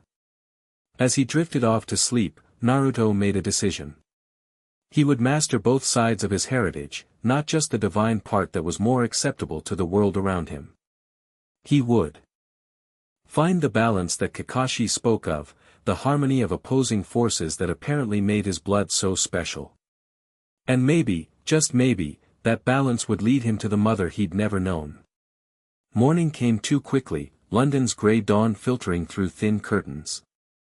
Naruto woke feeling surprisingly refreshed despite the emotional and physical drain of the previous day. Something about making a decision, committing to embracing his full heritage, had settled something within him. The others were already gathered in the kitchen when he came downstairs, maps spread across the table as Kakashi and Kurenai discussed their route. The tunnel system will take you directly beneath the English Channel, Kurenai was saying, bypassing the need for conventional transportation. You should reach Paris by midday, then continue southeast toward Rome. What about supplies? Sakura asked practically. How long is this underground journey? Time works differently in the tunnels, Kakashi reminded her. What feels like hours might be days on the surface, or vice versa. But Kurenai has prepared packs for each of you with essential provisions. And these tunnels are definitely safer than flying? Naruto asked, helping himself to toast and eggs from a platter on the counter. For you specifically, yes, Kurenai nodded. Children of the sea god in Zeus's domain is always risky. And with your additional heritage. She glanced at Naruto meaningfully. The less exposed you are, the better. So everyone knows what I am now. Naruto sighed. Only those who need to know, Kakashi assured him. Kurenai is an old ally. She can be trusted with the information. After breakfast, they gathered their supplies and prepared to depart. Kurenai provided each of them with a special flashlight. These are enchanted with Hecate's fire, she explained. They'll never run out of power, and the light will reveal hidden pathways in the tunnels that ordinary illumination would miss. Armed with their new equipment and fully stocked backpacks, they set out for King's Cross Station. The morning was typical London, grey, damp, with a persistent drizzle that seemed to seep into everything. Naruto, however, found the moisture in the air refreshing, a subtle reminder of his father's domain surrounding him. King's Cross was bustling with commuters rushing to catch trains. The four of them must have made an odd sight, a silver-haired masked man leading three teenagers carrying what appeared to be sports equipment bags, the mist concealing their actual weapons. This way, Kakashi directed, leading them to the area between platforms 9 and 10. Act natural. We don't want to attract mortal attention. They reached a seemingly ordinary support column. Kakashi glanced around to ensure no one was watching too closely, then pressed the hilt of his sword against the stone. The path of heroes opens to the worthy, he murmured. For a moment, nothing happened. Then the stone beneath his sword began to ripple like water, the solid surface becoming transparent. Beyond it, Naruto could see a roughly hewn stone passage leading downward. Quickly now, Kakashi urged. The opening won't last long. One by one, they stepped through the column, which felt like passing through a curtain of cool water. The sensation lasted only an instant before they found themselves standing in a torchlit tunnel that bore no resemblance to the modern train station they just left. The passage behind them solidified, cutting off their return route. The only way now was forward. Welcome to the Path of Heroes, Kakashi said, his voice echoing slightly in the stone corridor. An ancient highway for demigods and other mythological travelers. Stay close, keep your weapons ready, and remember, distance and direction work differently here. Trust your instincts more than your eyes. The tunnel stretched before them, curving gently downward. Torches in bronze brackets illuminated the passage at regular intervals, casting dancing shadows on walls carved with scenes from ancient myths. These carvings are incredible, Sakura marveled, examining a detailed depiction of what appeared to be the Trojan War. They're like a historical record of the great heroes. And a warning, Sasuke noted, pointing to a scene showing a hero being devoured by a multi-headed hydra. Not all quests end in victory. Cheerful observation, death breath, Naruto muttered. Any other uplifting thoughts to share? Just being realistic, Sasuke shrugged. The path of heroes is paved with the bones of the overconfident. Let's keep moving, Kakashi suggested. The tunnels have a way of responding to negative energy. Best to stay positive and alert. They continued downward, the tunnel gradually widening into a more spacious corridor. The air grew noticeably warmer and carried a faint sulfurous scent that reminded Naruto of hot springs. We're passing beneath the English Channel now, Kakashi explained. The heat comes from underwater volcanic vents. Perfectly normal. Right, Naruto said skeptically. Underwater volcanoes. Totally normal part of a commute. They walked for what seemed like hours, though Naruto's watch insisted only 30 minutes had passed. The tunnel system occasionally branched, but Kakashi navigated with confidence, sometimes consulting markings on the walls that Naruto couldn't decipher. Ancient Greek, Sakura explained when she caught him staring at the symbols. They're directional markers. That one means, to Gaul, what we now call France. You can read ancient Greek? Just like that? All demigods can, she said, surprised. Our brains are hardwired for it. It's usually one of the first signs that someone isn't fully mortal. Naruto frowned. I can't read it. I mean, I recognize some of the letters, but it doesn't just translate for me. Interesting, Kakashi commented from ahead. It may be that your mixed heritage affects how some demigod traits manifest. Your mother's bloodline might be interfering with the automatic translation ability. Great. Another way I'm a freak. Not a freak, Sakura corrected firmly. Just unique. I can teach you the basics of Greek if you want. It's not that difficult once you get the hang of it. Before Naruto could respond, the tunnel ahead of them suddenly widened into a vast underground chamber. Stalactites hung from the ceiling like stone teeth, while an underground river cut across their path, disappearing into darkness on either side. The river Lethe, Kakashi identified it. A branch of it, anyway. Don't touch the water, it erases memories. How do we cross it? Sasuke asked, eyeing the dark water suspiciously. There should be a ferry, Kakashi said, scanning the chamber. Operated by, there she is. A small boat emerged from the shadows, pulled by a hunched figure in a gray cloak. As it drew nearer, Naruto could make out the ferryman, or rather, ferrywoman, a crone with skin like parchment and eyes that glowed faintly in the dimness. Passage, she croaked as the boat touched the near shore. Payment required. We have drachmas, Kakashi said, producing several gold coins from his pocket. The crone shook her head. Not gold. Memory. Each passenger surrenders one memory as payment. That wasn't the arrangement last time I came this way, Kakashi frowned.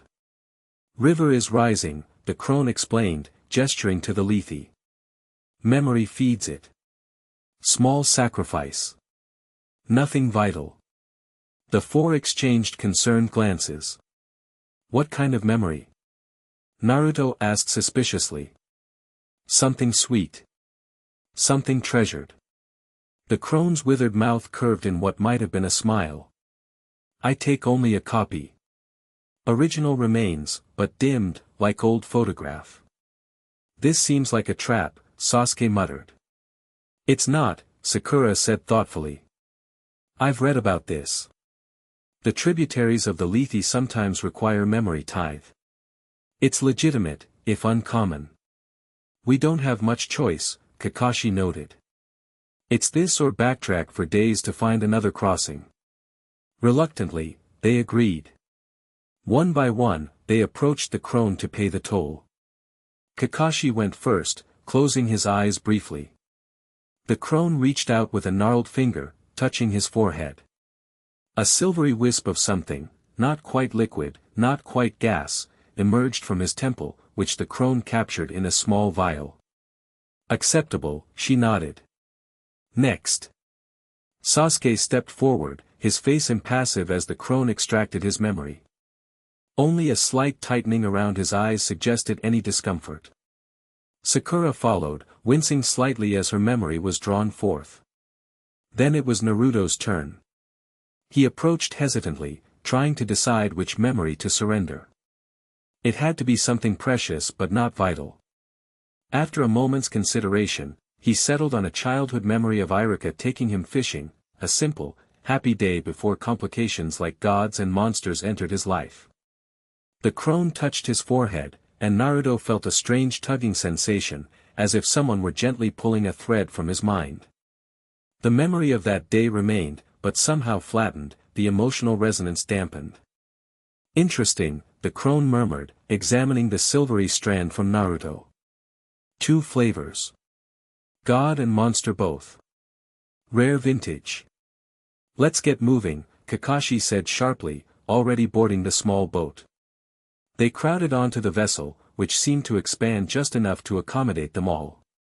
The crone pulled them across the dark waters, humming a melody that sounded ancient and vaguely unsettling. What will you do with our memories? Sakura asked. Collect. Preserve. Sometimes taste, the crone replied. Memories sweeten with age. Yours will make fine additions. That's not disturbing at all, Naruto muttered. The far shore appeared through the gloom, and soon they were disembarking onto solid ground once more.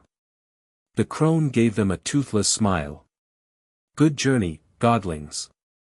And you, she pointed a crooked finger at Naruto. Tell your mother that Mnemosyne sends her regards. We were friends, once, before the curse. Before Naruto could respond, the boat and its cryptic ferryman had vanished back into the darkness.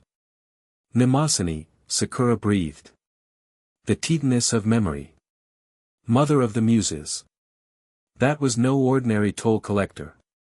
This quest just gets weirder by the hour, Naruto commented, trying to ignore the unsettling feeling that the memory tithe had left behind. So where are we now?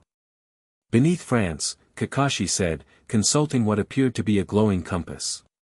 Making good time, too. The tunnel ahead should take us toward the Alps. They continued their journey, the passages gradually changing in character. The stone walls gave way to sections reinforced with ancient timber, then to stretches carved directly from natural caverns. Time became increasingly difficult to judge. Naruto's watch had stopped working entirely, and the unchanging illumination of the tunnels offered no clues about whether it was day or night above. After what felt like several hours of travel, they entered a vast cavern dominated by an underground lake. Unlike the Lethe, this water appeared normal, clear and still, reflecting the phosphorescent lichen that covered the ceiling like an underground night sky. We'll rest here, Kakashi decided. Eat something, refresh yourselves. The water is safe. They set up a small camp near the shore, unpacking provisions from their backpacks.